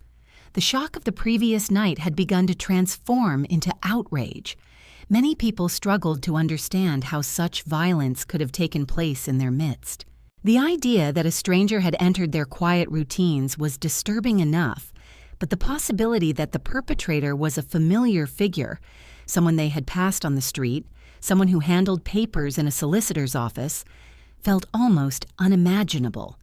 Neighbors exchanged their recollections of Baker, each trying to piece together whether there had been any sign, any warning that might have revealed his capacity for such harm. Meanwhile, inside the authorities' quarters, the investigation entered a new phase focused on documenting Baker's behavior from the moment of his detainment. Officers recorded his responses carefully, noting not only the content of his statements, but also the tone in which he delivered them. He maintained his earlier version of events, repeating that he had taken a walk in the vicinity of the hop gardens, encountered the children briefly, and then returned to his duties without incident. His voice remained steady, and he occasionally offered explanations intended to clarify his movements. But the inconsistencies pointed out in earlier questioning persisted. When pressed for additional details, he provided answers that sounded practiced, as though crafted to suit the narrative he wished to present. As part of the investigative procedure, officers conducted a second examination of Baker's clothing. This time, the garments were scrutinized under stronger lighting and by individuals trained in recognizing signs of violent struggle. The stains on his coat were studied with greater care. Though Victorian forensic science lacked the ability to analyze bodily fluids with modern precision, investigators relied on visual assessment and comparison to other known substances. The placement of the stains, along the sleeves and the hem of the coat, raised suspicions that contradicted Baker's explanation. Ink typically left distinct blotches near the cuffs or fingers, while sealing wax stains bore a different texture and smell. The marks on Baker's garment did not fully match either description. The officers made detailed notes to present to medical examiners who would later examine the remains and compare their findings. Following the clothing inspection, investigators turned their attention to Baker's possessions once more. The notebook, with its peculiar entry, had already raised concern, but the folded scrap of paper found in his pocket warranted closer analysis. One officer gently smoothed it out and examined the faint markings on the reverse side. Though difficult to decipher, the traces suggested it had been pressed against another surface or repurposed from an earlier use. The officers debated its relevance. In a Victorian criminal inquiry, scraps of writing, especially those bearing unusual markings, could carry significant weight. They preserved the paper carefully for further examination. While these procedures unfolded, the town's emotional climate continued to escalate. Groups of men gathered near the streets leading to the holding location, their expressions darkening with anger. They spoke in low tones, some pacing in short steps, others standing rigidly with clenched hands. Rumors circulated freely, some accurate, others distorted by fear or misunderstanding. A sense of collective outrage simmered beneath the surface, fed by grief over the child's fate and by the incomprehensibility of the violence.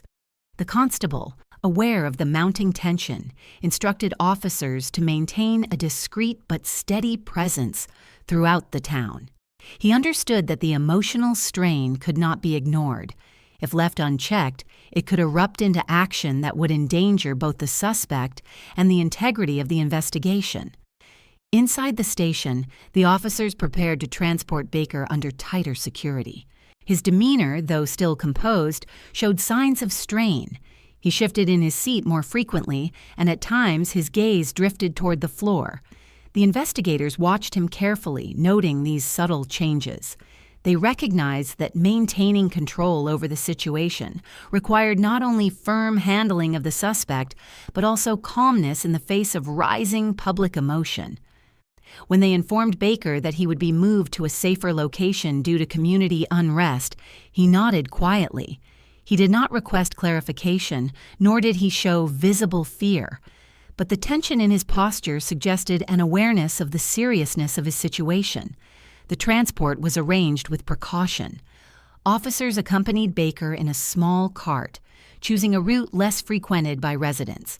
Yet even with careful planning, several townspeople spotted the movement and followed at a distance, watching to ensure the suspect was indeed being taken into custody. Their presence created a strained atmosphere, yet no one attempted to approach the cart directly. The officers maintained steady composure, guiding the transport with a mixture of firmness and caution. When they reached a secure building outside the busiest part of town, Baker was escorted inside and placed under constant supervision. As the day progressed, the authorities continued gathering testimonies. Several individuals came forward with additional observations about Baker's movements in recent days or his demeanor in the solicitor's office. Some described him as polite and quiet. Others found him distant or oddly reserved. None offered accounts that deviated significantly from the narrow impression of a solitary clerk whose life revolved around his work. Yet the contrast between this apparent normality and the violence discovered in the hop gardens remained stark. By late afternoon, the community's agitation reached a new height. The story had spread beyond Alton, drawing the attention of nearby villages. People traveled to the town to learn what had happened, and the increase in visitors further heightened the tension. The constable decided that additional officers from neighboring towns should be stationed temporarily in Alton to help maintain order. He recognized that the next stages of the investigation, particularly the announcement of early findings and the transfer of the suspect to a regional facility, could provoke strong reactions. Throughout the evening, officers maintained vigilance around the secure holding area. Inside, Baker sat in a small cell, furnished only with a narrow bench and a small blanket. His expression had changed slightly. The earlier calm had settled into a deep inward stillness, though whether it reflected resignation, calculation, or something else remained unclear. He spoke little to the officers, answering only when required. The shadow of the accusations hung heavily around him, though he continued to insist upon his innocence. In the town beyond, however, the atmosphere simmered with anger. People gathered in groups near the constable's office and in front of the local inns, speaking in urgent, emotional tones. The grief for Fanny Adams now mingled with the rising sense that justice must be pursued swiftly. Yet the authorities understood that justice could only be achieved through methodical procedure, not by rash reaction. This part closes with Baker held securely under guard, while the town of Alton stands on the edge of unrest, its grief and outrage growing as the weight of the crime settles deeper into the community. The secure confinement of Frederick Baker allowed the investigators to focus fully on building the case, with the rigor required by Victorian legal standards. Although shaken by the horror of the crime, the authorities remained committed to methodical procedure. Their next steps would involve the careful assembly of physical evidence, the examination of the remains by medical professionals, and the continued gathering of testimony from those who had witnessed the events of the previous afternoon. The constable, recognizing the growing tension in Alton, prioritized accuracy and discretion over haste. He understood that if the case proceeded without clear structure, any misstep could fracture the fragile order within the community and undermine the trial that would later follow. As the day after Baker's arrest unfolded, the town held its breath, waiting not only for answers but also for reassurance that the law would move forward decisively. The medical examination began in the morning hours at a carefully prepared location outside the public eye. The remains recovered from the hop gardens were brought forth by officers who handled them with steady hands and solemn expressions. Victorian forensic science, while limited, relied heavily on the expertise of medical examiners, trained to read the language of wounds and the conditions of the body. The examiner approached the task with professional gravity, aware that his observations would form a central pillar of the case. He began by studying the injuries, noting their severity and the evident force used. The injuries bore signs of extreme violence, far beyond any accidental cause, and indicated that the child had suffered multiple wounds inflicted with deliberate intent. The examiner documented the dimensions of the wounds, their positions, and the likely instrument used. His written assessment, shaped by years of practice, detailed each observation with objective clarity. These findings, though expected by investigators who had seen the scene, carried an emotional weight that deepened the seriousness of the inquiry. They confirmed that the crime had been committed by an adult using significant force. They also supported the growing suspicion that the perpetrator had attempted to conceal the crime within the hop gardens, using the narrow rows as a shield to obscure his actions from passers-by. The examiner proceeded with the task of identifying injuries that could be compared to potential tools or weapons. Although no weapon had been recovered, the characteristics of the wounds suggested a sharp instrument. This detail would later become important when matched against any item found in Baker's possession or workplace. While the examination proceeded, the investigators returned to interviewing those who had contact with Baker in the hours before and after the crime. Clerks who worked alongside him described his demeanor in the office. Some noted that he had been unusually quiet the previous afternoon, though the difference was subtle. One clerk mentioned that Baker had stepped out for longer than usual during a break, which aligned with the timeline investigators had already constructed. Another recalled that Baker returned to the office slightly flushed, as though he had walked briskly, but had spoken very little for the remainder of the day. These accounts, though not incriminating on their own, added further context to the hours during which the crime had occurred. Investigators continued gathering testimonies from townspeople who had seen Baker in the vicinity of the meadows. A farmhand recalled passing him on the lane, noting that Baker had walked with a steady pace, yet seemed strangely preoccupied, his gaze directed downward. A woman who lived near the fields mentioned that she had noticed him earlier in the week lingering by the hop gardens during his midday break. At the time, she had thought little of it, assuming he was enjoying fresh air. Such sightings now took on a different tone. The investigators documented each account carefully, recognizing that patterns of behavior, especially those involving solitary presence near remote areas, could become significant to the narrative of the trial. The constable and his officers also revisited the hop gardens to ensure no detail had been overlooked. They walked the rows again under the clearer light of day, scanning the ground for any overlooked objects. A scrap of ribbon, partially buried in soil, was found several yards from the primary scene. Investigators collected it carefully, comparing it later with descriptions of the clothing Fanny had worn. The ribbon matched the type often used to tie the hair of young girls in the region. Its presence further confirmed the thoroughness of the original findings and the brutality of the crime. The investigators also examined footprints near the outer edge of the garden. Though the ground had been disturbed by searchers, some impressions appeared deeper and of a distinct pattern. A constable measured the length and width of the clearest prints, noting the shape of the sole and heel. Victorian police often compared footprints manually, checking the shoes of suspects to see whether the impressions matched. Later that afternoon, officers examined the boots Baker had worn the previous day. The pattern of the sole bore resemblance to several of the prints documented at the scene.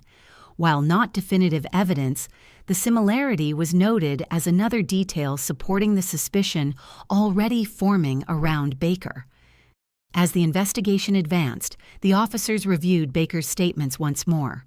They compared his account to the growing collection of testimonies, the physical findings, and the medical examiner's observations. The inconsistencies multiplied. Baker had stated that his walk along the lane was brief, yet several witnesses had seen him in the area for an extended period. He had claimed that he had not approached the hop gardens, yet the children had clearly described him near the entrance, and the footprints suggested adult presence within the deeper rows. He had explained the stains on his coat as ink or wax, yet the location and coloration of the marks contradicted this explanation. Investigator notebooks filled with brief but telling annotations. Inconsistent, contradictory, requires further inquiry. The authorities also prepared to question Baker again, this time armed with the medical examiner's report and the accumulated testimonies. 2 senior officers took charge of the next round. Baker was brought into a small room, furnished with a single table and 2 chairs. The lighting was subdued, chosen to minimize distraction. The officers began by restating his earlier claims, emphasizing the parts that conflicted with new findings. Baker responded politely, but his tone lacked the confidence of the previous day. The pressure of evidence, though indirect, pressed more firmly against him. He offered slight alterations to his story, yet these adjustments only deepened the inconsistencies. When asked directly whether he had any involvement in the crime, he denied it calmly, though his voice wavered beneath the surface of his words. The officers observed him carefully. His hands rested still on the table, but the subtle tightening of his posture revealed increasing strain. They questioned him about the button found near the hop gardens, asking whether he recognized it. He avoided giving a direct answer at first, then said softly that he could not be certain whether it was his. When asked about the notebook entry, he repeated his earlier claim of meaningless writing, insisting that the words had no bearing on the events. But the investigators, recognizing evasiveness, pressed gently yet firmly. The more questions they posed, the more Baker's narrative frayed under scrutiny. While the interrogation continued, the wider community remained in a state of tense anticipation. News of Baker's questioning spread through the town, and conversations grew more urgent. People gathered near public spaces, discussing every detail known to them. The constable maintained steady oversight, aware that the emotional atmosphere could become volatile if not carefully managed. By evening, the investigators had compiled a substantial foundation of evidence, physical, testimonial, and behavioral. Though none was singularly definitive, their collective weight pointed clearly toward Baker. The constable, reviewing the assembled findings with senior officers, understood that the case was now strong enough to proceed through formal legal channels. This part closes with investigators preparing to transition the case into a formal hearing, knowing the inquiry has entered a more structured and legally binding phase, and that the weight of their accumulated findings will soon be tested before the courts. The preparations for the formal hearing began early in the morning, when a muted gray light settled over Winchester, the city where significant criminal proceedings for the region were held. The journey from Alton to Winchester was not long, but it marked a symbolic transition in the case, the movement from local investigation to the broader machinery of Victorian justice. Officers escorted Frederick Baker under close guard, maintaining a careful distance between him and the increasing number of onlookers who had gathered along the roads and at the outskirts of the town. Though no formal verdict had yet been rendered, the gravity of the crime and the mounting evidence had already drawn considerable public attention. People watched with solemn expressions as the small procession passed, sensing that they were witnessing the beginning of a process that would later be remembered, not just in Alton, but far beyond its borders. Winchester, with its imposing cathedral and steady flow of legal proceedings, provided a setting far more formal than the modest constable's station in Alton. Its courtrooms were built to accommodate significant cases, reflecting the era's commitment to order and procedure. When Baker arrived, he was led through a series of narrow corridors toward the holding area adjacent to the courtroom. Officers maintained a steady presence around him, both to ensure his safety and to prevent any impulsive actions from those who had come to witness the proceedings. The atmosphere inside the building felt dense with anticipation, the air carrying a muted collective tension as members of the public, legal professionals, and officials waited for the hearing to begin. The courtroom itself was a space marked by dark wood, orderly benches, and high windows that allowed pale light to filter in. Its design reflected centuries of tradition, with the judge's seat elevated to emphasize authority and the jury box arranged to ensure clear visibility of the proceedings. As people entered the room, they moved with quiet deliberation, aware of the solemnity of the occasion. Reporters from regional papers took their places near the front, ready to record the event with the careful restraint required by the standards of the time. Their accounts would later shape public understanding of the case, spreading its details far beyond Winchester. When Baker was brought into the courtroom, he maintained the same composed demeanor he had displayed during earlier questioning. He stood straight, his hands clasped before him, his expression unreadable. Some observers interpreted his calmness as an attempt to present himself as rational and innocent. Others saw in it a troubling detachment from the severity of the charges. Regardless of interpretation, his presence drew the attention of everyone in the room. The crime had already shocked communities across Hampshire, and the man at the center of the investigation now faced the early stages of the legal process that would determine his fate. The formal hearing began with the reading of the charges, delivered in steady, measured tones by the clerk of the court. Baker was informed that he stood accused of the willful murder of a child, a charge that carried the most serious of consequences under Victorian law.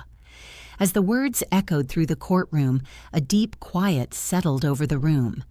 Baker listened without outward reaction, bowing his head slightly as the charges were completed.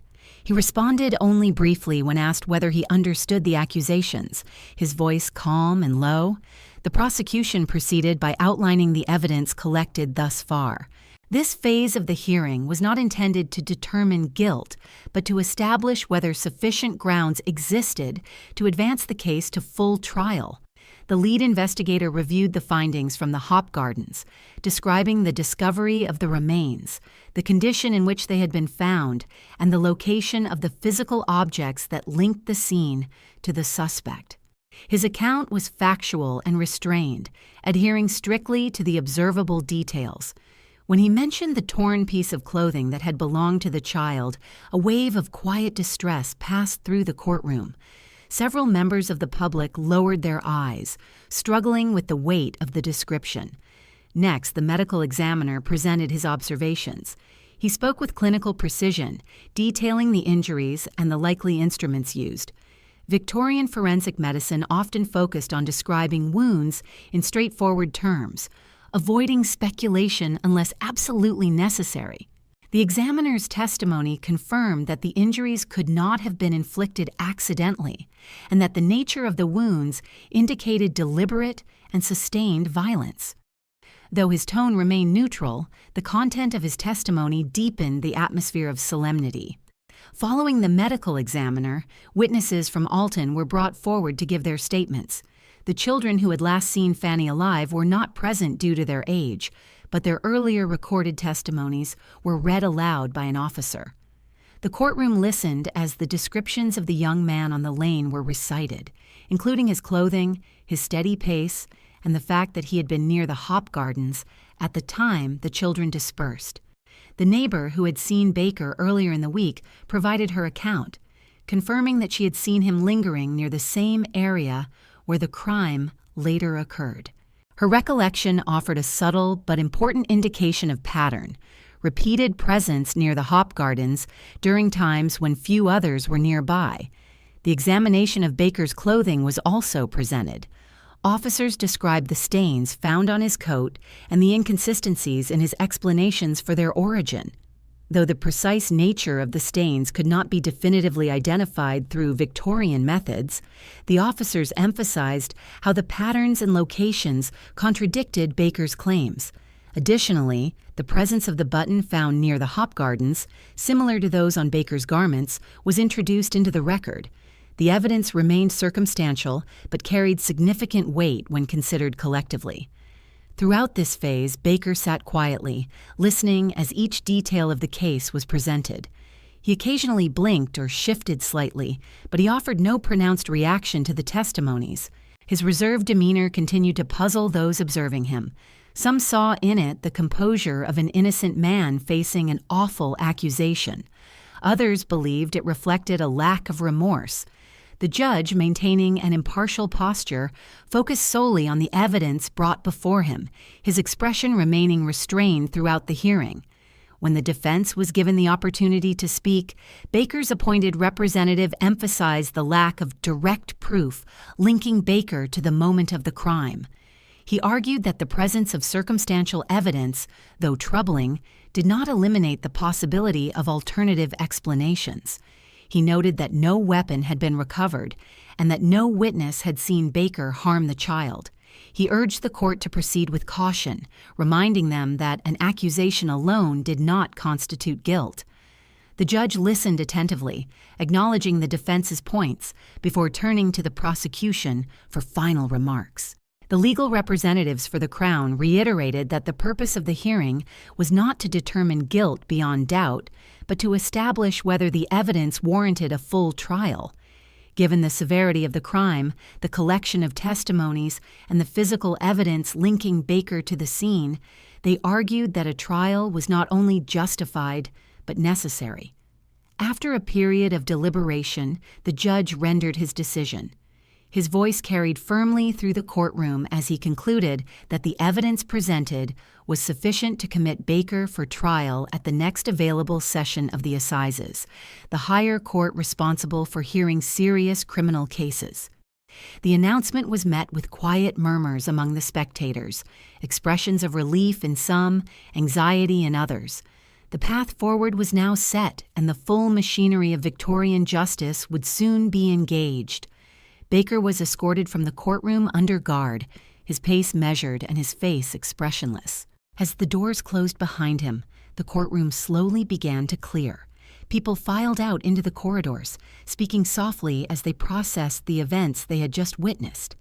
This part closes with Baker being led back to his holding cell, while preparations begin for the full trial at Winchester, marking the entrance into the next and most decisive chapter of the case.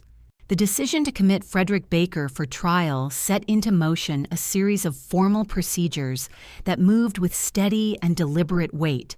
Within hours of the hearing's conclusion, preparations began for the assizes, the higher court where the most serious criminal cases of 19th century England were tried.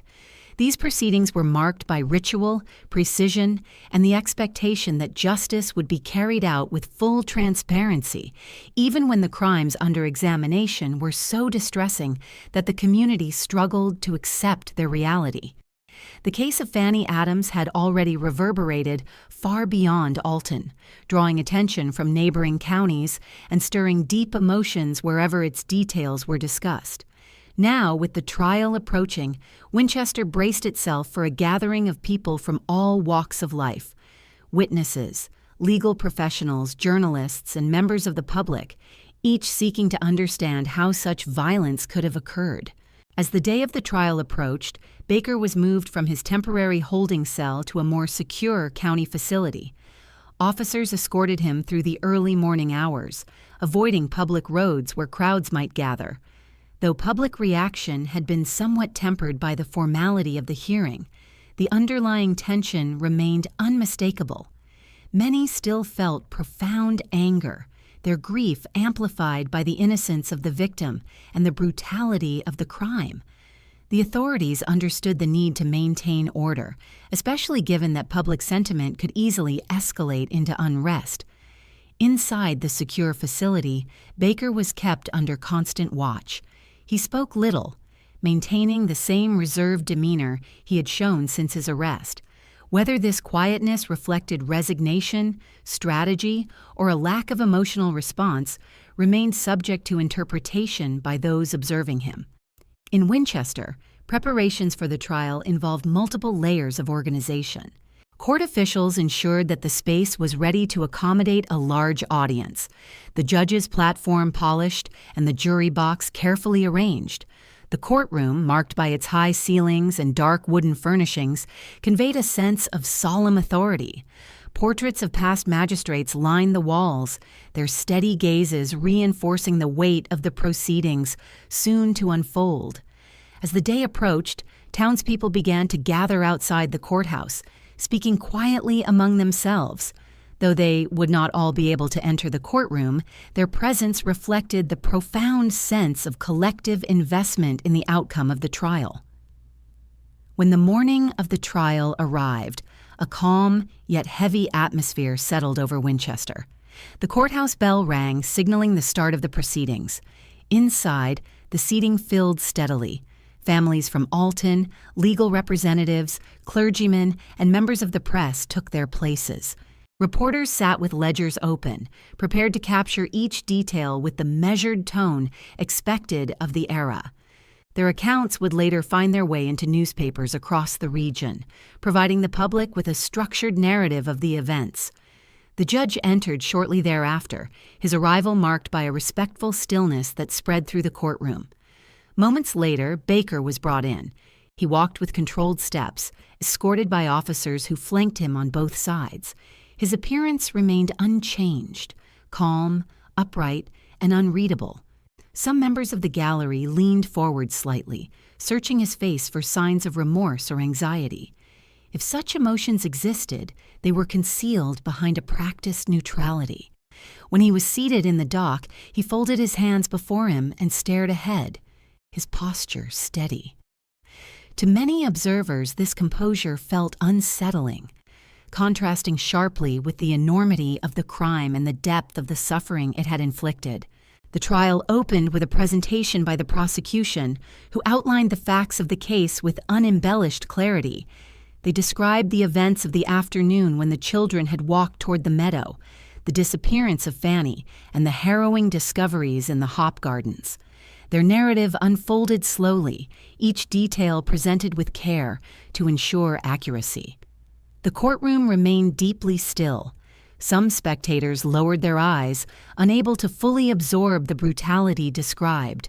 The prosecution proceeded to summarize the investigative steps taken, the testimonies of the children, the physical evidence recovered, the inconsistencies in Baker's statements, and the expert descriptions provided by the medical examiner. The tone remained formal and precise, in keeping with the gravity of the case.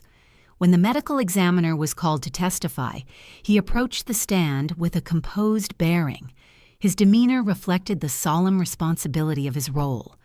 He described the injuries with clinical restraint, detailing the depth and nature of the wounds, the characteristics of the instrument likely used, and the sequence in which the injuries had been inflicted. His testimony, though delivered with professional detachment, evoked visible reactions from members of the gallery. Some looked away, others remained motionless, absorbing each word. The examiner emphasized that the violence had been deliberate and sustained, indicating clear intent. His findings formed a cornerstone of the prosecution's case, offering irrefutable evidence that the child's death had been caused by human action. Next, the prosecution called individuals who had seen Baker near the site of the crime.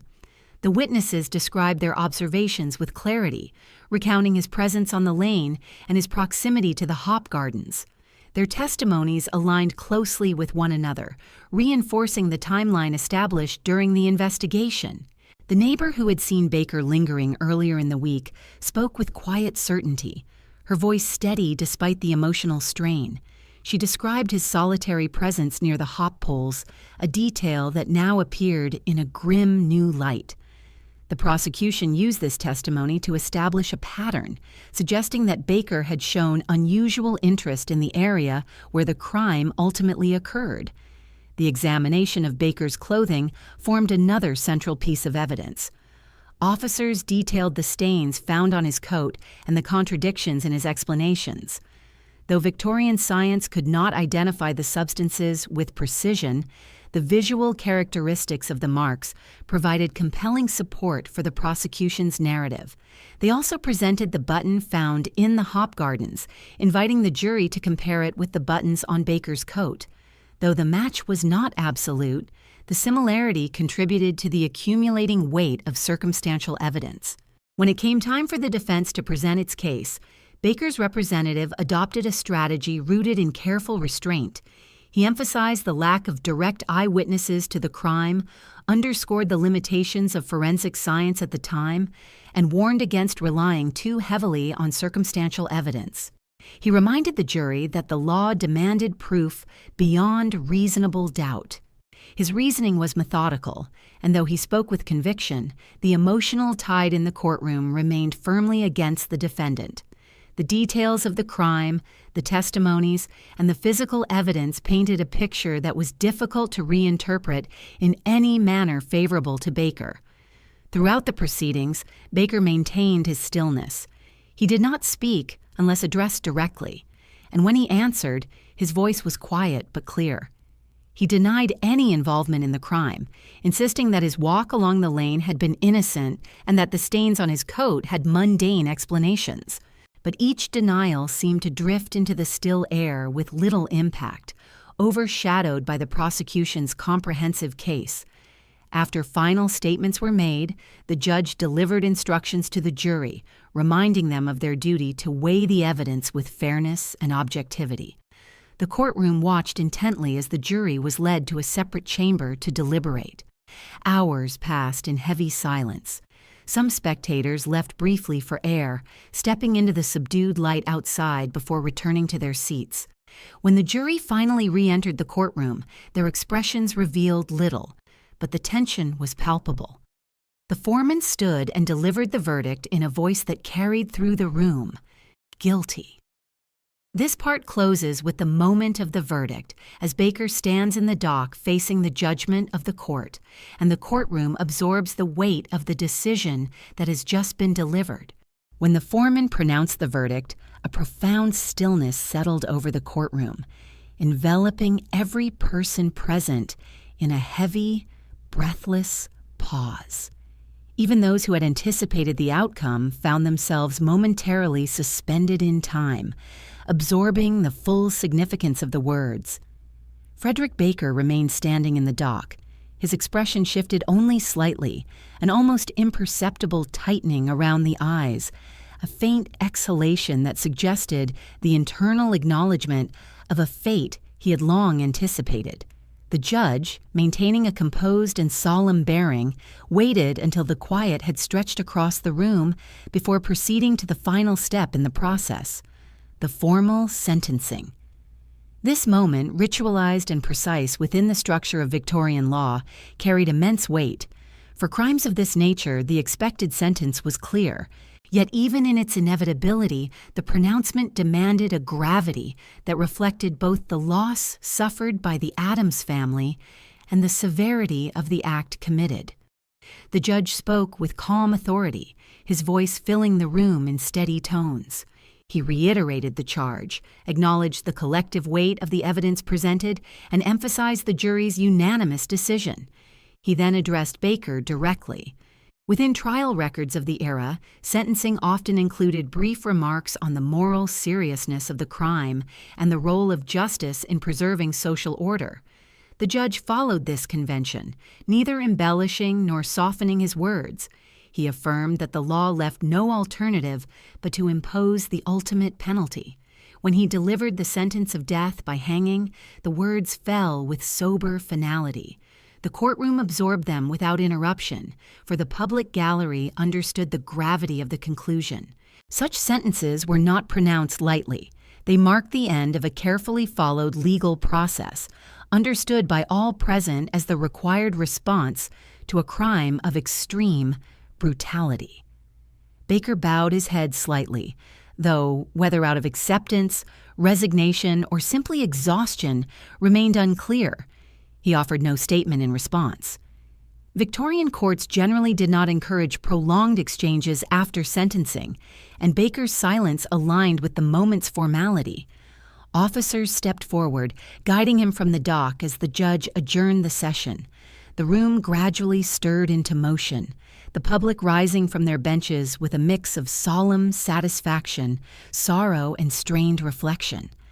Some left quietly, seeking fresh air after hours spent in the weight of the courtroom. Others remained seated for several moments longer, their thoughts turned toward the child whose life had ended with such cruelty, and the family who bore the immeasurable loss. Outside the courthouse, the atmosphere was similarly subdued. Crowds had gathered in anticipation of news, and when word of the verdict spread, expressions of relief mingled with the sober understanding that no legal outcome could restore what had been taken. Yet for many, the decision provided a sense of closure, a confirmation that justice would be carried out. Officers maintained a measured presence, aware that the emotional response could easily shift into volatility if not quietly moderated. Most people responded with restraint, in keeping with the customs of Victorian public behavior. The tragedy had affected them all, but the courtroom's solemnity carried outward, guiding the crowd into a collective sense of reflection rather than unrest. After the trial, Baker was transferred to a secure location to await execution. His final days were spent in solitude, watched by guards who documented his behavior with methodical attention. Records from similar cases of the period often describe prisoners pacing quietly, reading scripture, or maintaining inward silence. In Baker's case, he remained composed. He accepted meals without complaint, spoke only when necessary, and spent long hours seated or standing near the small barred window of his cell.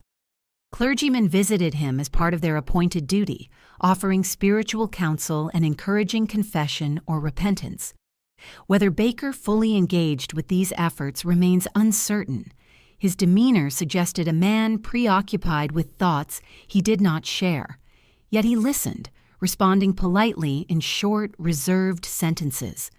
Each day moved with slow inevitability toward the morning designated for the execution. While Baker awaited his fate, the Adams family navigated a grief too profound to easily describe. The town provided support in the ways customary to the era.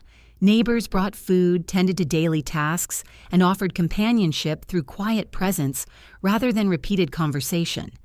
Public mourning customs emphasized restraint and dignity. yet emotion ran deep beneath the surface. Fanny's absence was felt in the stillness of the home, in the empty chair where she once sat, and in the quiet murmurs among those who had known her as a lively child full of ordinary promise. The family found themselves surrounded by sympathy, yet also alone in the depth of their sorrow. The verdict brought some measure of relief, but it could not console the magnitude of their loss. As the date of the execution approached, legal authorities prepared the necessary arrangements with the somber efficiency characteristic of the period. Executions in Victorian England were no longer public spectacles. By 1867, the law required that such sentences be carried out behind prison walls, witnessed only by officials and designated observers. The change reflected shifting attitudes toward punishment, favoring solemn justice over public demonstration. In keeping with these protocols, the location of the execution was secured, the scaffold inspected, and the procedures reviewed with care. Officers assigned to the task carried out their duties with professional gravity. On the morning of the execution, the air carried a heavy stillness. Within the prison, guards moved with deliberate steps, each action shaped by routine and the awareness of the weight of the day. Baker was brought from his cell, his composure largely unbroken. According to accounts preserved from similar proceedings of the period, prisoners often appeared pale or subdued in their final hours, their movements slowed by the inevitability of what awaited them. Baker's demeanor, while calm, reflected the gravity of the moment. He was escorted through a narrow corridor to the execution chamber, accompanied by officials and a clergyman offering final words of prayer. The execution proceeded in the solemn, structured manner dictated by Victorian law. The officials present maintained silence, observing their roles with formality. When the final act was carried out, witnesses recorded the procedure in official documents, detailing the time and method in precise, objective terms. The execution marked the legal conclusion of the case. In the eyes of the law, justice had been fulfilled. Outside the prison walls, the town of Alton absorbed the news with a mixture of relief and lingering sadness. There was no celebration. Rather, there was a quiet acknowledgement that the formal process had run its course. Yet for all its clarity and finality, the execution did not erase the memory of the crime or the loss felt by the Adams family. Instead, it marked the end of the judicial process, opening the way for the community to reflect on what had happened and to consider how the tragedy would be remembered. In the days and weeks that followed, Alton resumed its routines with gentle caution. Families watched their children more closely. Neighbors greeted one another with deeper awareness. The hop gardens remained unchanged in their physical form, but they had acquired a new significance, becoming a silent reminder of the vulnerability that had always lain beneath the town's calm exterior. This part closes on the quiet that settles after the execution, leaving the community in a space where grief meets reflection and the long work of remembrance begins.